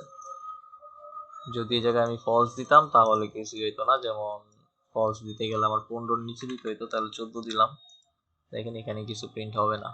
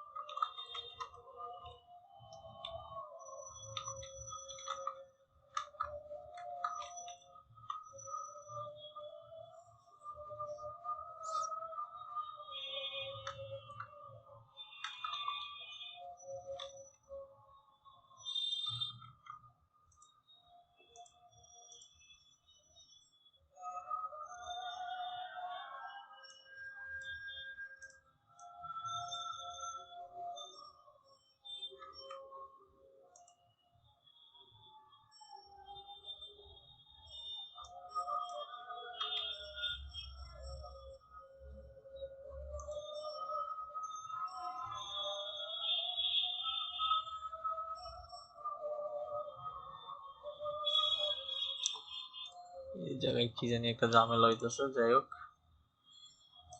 Output have a good day if the current time hour is less than 20।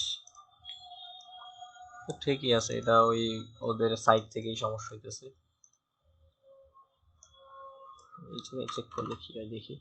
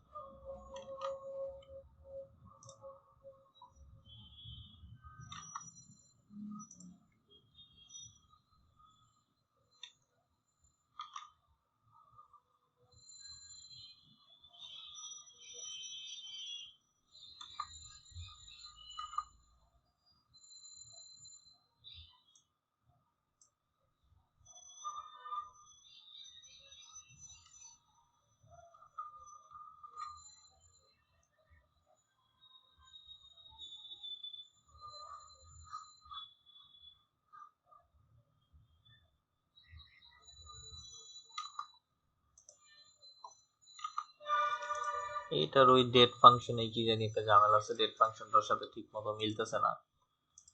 তো দেখেন এই জায়গায় তো আমি যদি ওই রকম হিসাব করলাম, ওই হিসাবে এই জায়গায় কিন্তু ঠিক আছে যে 15-র চেয়ে যদি, এখানে কি বলছি, টি যদি 12-র চেয়ে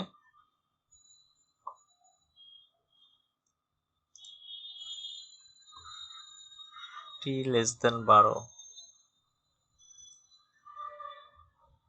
যে টি 12-র চেয়ে যদি ছোট হয় সেই ক্ষেত্রে এইটা প্রিন্ট হবে। কিন্তু এখানে দেখা যেতেছে বড়, আমার টি বড়, তার মানে ফলস হয়েছে। ফলস হলে কি হবে? নো। আমার এই কন্ডিশন অনুযায়ী এই জায়গায় প্রিন্ট ঠিক আছে, কিন্তু আমার এই জায়গায় কি জানি একটা সিনট্যাক্স ভুল আসতেছে কেন? এই জায়গায় ডাবল হয়ে গেছে এই জন্য। এই যে এবার নো ঠিক আছে। তো এই জায়গায় যদি আমি বাড়া দিই 20, সেই ক্ষেত্রে কি এটার চেয়ে, মানে এখন ট্রু হবে আমার টি 20-এর চেয়ে ছোট। তো এখন have a good day print হবে। Have a good day print.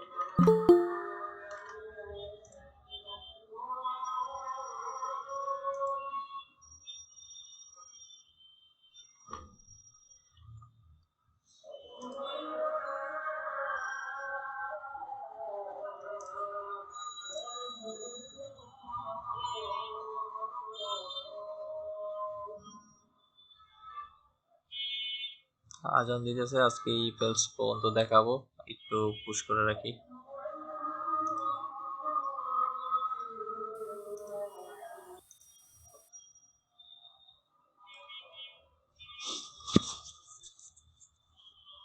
এটা গেল ইফ স্টেটমেন্ট। এখন কি ইফ এলস। তো দেখেন এই জায়গায় একটা এক্সাম্পল দেওয়া আছে, আমরা এই এক্সাম্পলটা বোঝার চেষ্টা করি। এইগুলো কিন্তু সেম থিওরি যে আমরা ইসে করছিলাম জাভা স্ক্রিপ্টে, ওই সেম জিনিসটা এই জায়গায়। তো এখানে কি দেখানো হয়েছে যে একটা ওই টাইম দিয়েই দেখাইছে যে date if t less than 10, তাহলে ইকো হবে এইটা। এলসিপি কি বলছে আবার, টি লেস দেন 20, তাহলে হবে হ্যাভ এ গুড ডে, আর না হলে কি হবে হ্যাভ এ গুড নাইট। যদি এই দুইটার কোনোটাও না মিলে সেই ক্ষেত্রে হ্যাভ এ গুড নাইট হবে। তো এখন কয়টা বাজে? 3:48, মানে 15:48। সেক্ষেত্রে এই জায়গায় প্রিন্ট দিছে কোনটা দেখি, হ্যাভ এ গুড ডে, যে 20-এর চেয়ে কম।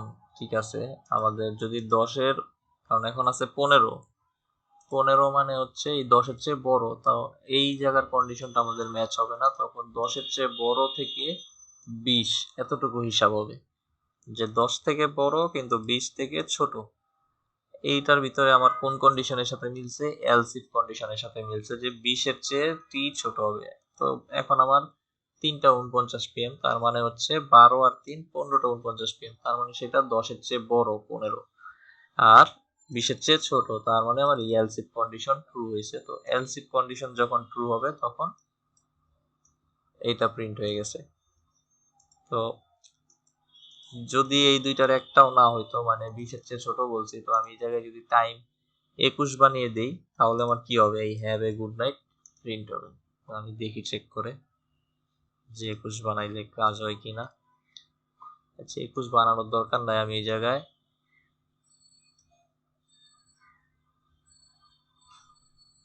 এখানে যে কোনো একটা মান দিই, যেটা 10, 20,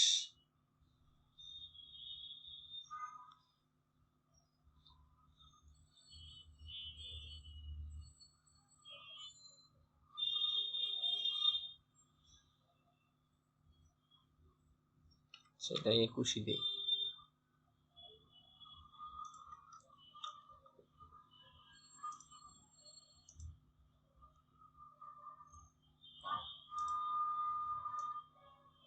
টি ইকুয়াল টু 21 দেওয়া, মানে টাইম দিলাম না, আমি একটা নর্মাল ইন্টিজার ভ্যালু দিলাম। তো এখন রান দিই, এই দেখছেন হ্যাভ এ গুড নাইট হয়ে গেছে, কারণ আমার 10-এর সাথেও এটা মিলে নাই, যে টি 10-এর চেয়ে ছোট না, এটা মিলে নাই, ফলস। তারপরে টি 20-এর চেয়ে ছোট, এটাও মিলে নাই, ফলস। তাইলে আমার দুইটা কন্ডিশনই ফলস হয়েছে। তো ইফ এলস ইফ এই দুইটাই যদি ফলস হয় আর এলস যদি থাকে, মানে এলস এর কাজটাই হবে যে ও কোনো কন্ডিশন যদি ম্যাচ না হয় তাহলে ডিফল্ট ভাবে এলস এ চলে যাবে। তো এলস এ যা থাকবে সেটা প্রিন্ট করবে। তো আমার ইফ ও কন্ডিশন ট্রু হয় নাই, এলস ও কন্ডিশন ট্রু হয় নাই, সেক্ষেত্রে আমার এলস এর ভিতরে যেটা আছে সেটা এখানে প্রিন্ট করে দেখাই দিছে। এটা আমরা জাভা স্ক্রিপ্টেও দেখছি এই সেম থিওরি। এলস ইফ আমরা চাইলে অনেকগুলা ইউজ করতে পারি, যতক্ষণ দরকার আমার যতগুলা কন্ডিশন মিলানো দরকার আমি এরকম কন্ডিশন দিব আর এলস ইফ দিব, সমস্যা নাই। যদি আমার 5টা কন্ডিশনের কাজ থাকে তো একটা ইফ দিব, তারপরে আমি আরো 4টা এলস ইফ দিতে পারবো, তারপরে আমরা একটা এলস কন্ডিশন সবার লাস্টে দিয়ে দিব। যদি ওই কোনো কন্ডিশন না ম্যাচ হয় সেই ক্ষেত্রে আমার এলস এর ভিতরে যে মেসেজ বা যে কাজটা দেওয়া থাকবে সেই কাজটাই আউটপুট হিসাবে আসবে। এরপরে সুইচ স্টেটমেন্ট, তো সুইচ কেস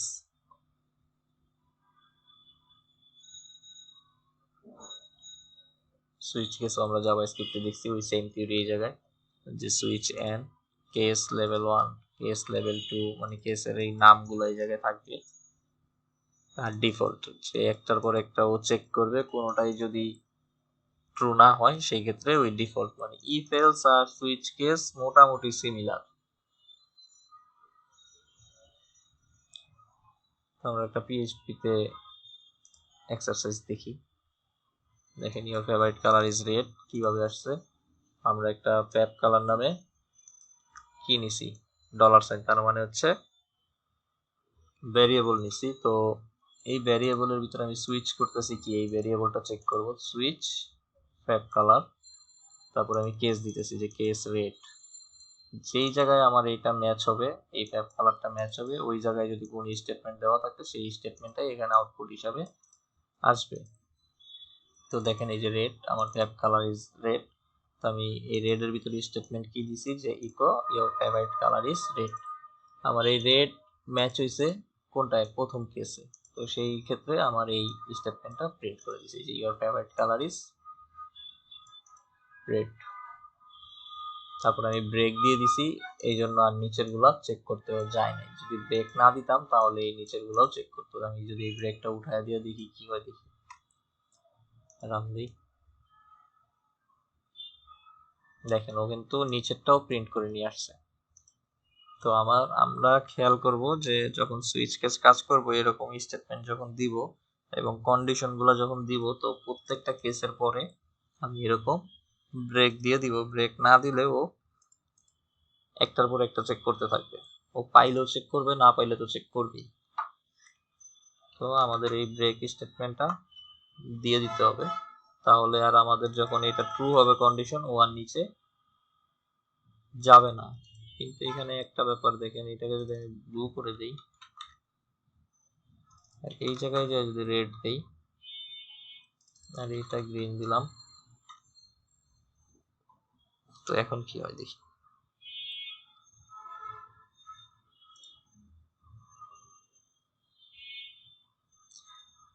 দেখেন ও ট্রু হওয়ার পরে, মানে আমরা ফার্স্টেই ট্রু হয়েছিল সেইখান থেকে যদি ব্রেক না, মানে ব্রেকটা দেওয়া ছিল সেই জন্য প্রিন্ট হয়েছিল, কিন্তু যখন ফার্স্টেই আমার ট্রু হয়েছে সেই জায়গায় যদি ব্রেক না থাকে তখন কি করে, যেটা ট্রু হয়েছে ওটা তো প্রিন্ট করে, তারপরেরটাও প্রিন্ট করে দেয়। তো আমার এখন কিন্তু দেখেন 3 নাম্বারে আমি এটা রাখছি যে আমার রেড এটা মিলছে, সেটা 3 নাম্বারে রাখছি। তো ও কিন্তু ফার্স্টে দুইটা জিনিস চেক করে আসছে, তখন কিন্তু প্রিন্ট করে নাই, কারণ স্টেটমেন্ট ট্রু হয় নাই। স্টেটমেন্ট ট্রু হইলেই এই সুইচ কেস ও প্রিন্ট করা শুরু করে, বা ওর এখানে যেই ফাংশন দেন, যে এখানে তো প্রিন্টের ফাংশন দিছে, এখানে চাইলে অন্য ফাংশনও দেওয়া যেত, আমি যোগ বিয়োগ গুণ বা কিছু একটা এই জায়গায় করতে পারতাম, তো ওইগুলো কিছুই করি নাই, আমি জাস্ট একটা প্রিন্ট দিছি। তো যতক্ষণ না মিলবে ততক্ষণ ও কোনো আউটপুট জেনারেট করবে না, যখনই মিলবে তখন থেকে ও আউটপুট জেনারেট শুরু করবে, এবং মিলা গেলে পরবর্তী কেসে যাওয়ার আগে আমাদের অবশ্যই একটা ব্রেক স্টেটমেন্ট দিতে হবে। এখন দেখেন আমি রেড এর জায়গায় যদি হাবিজাবি কিছু লিখে দিলাম, তার মানে কি ওই রেড দিয়ে খুঁজবে, তো যখন রেড দিয়ে কোনোটাই পাবে না তখন কি করবে, ও এই যে ডিফল্টে আমরা যেটা রাখছি সেইটা প্রিন্ট করে দিবে। এই যে সুইচ কেসের এটাই ধর্ম, যখন আমাদের এরকম কোনো কন্ডিশন ম্যাচ না হবে সেই ক্ষেত্রে ডিফল্টে যা থাকবে সেটাই প্রিন্ট হবে। ইফ এলস এর ক্ষেত্রেও সেই ইফ এলস ইফ এর ভিতরে যদি কোনো কন্ডিশনই ট্রু না হয় তাহলে লাস্টের যে এলসটা থাকে সেই এলসে যা পাবে সেটাই প্রিন্ট করে দিবে। তো দেখেন আমি এখন যদি রান দেই তখন আমার প্রিন্ট হবে কিন্তু এটা, কারণ আমার এই যে রেড, দেখেন কোনো কন্ডিশনের ভিতরে রেড নেই। এই দেখছেন, your favorite color is neither red blue nor green, your favorite color is neither red blue nor green। তো এটাই ছিল সুইচ কেস। তো আজকে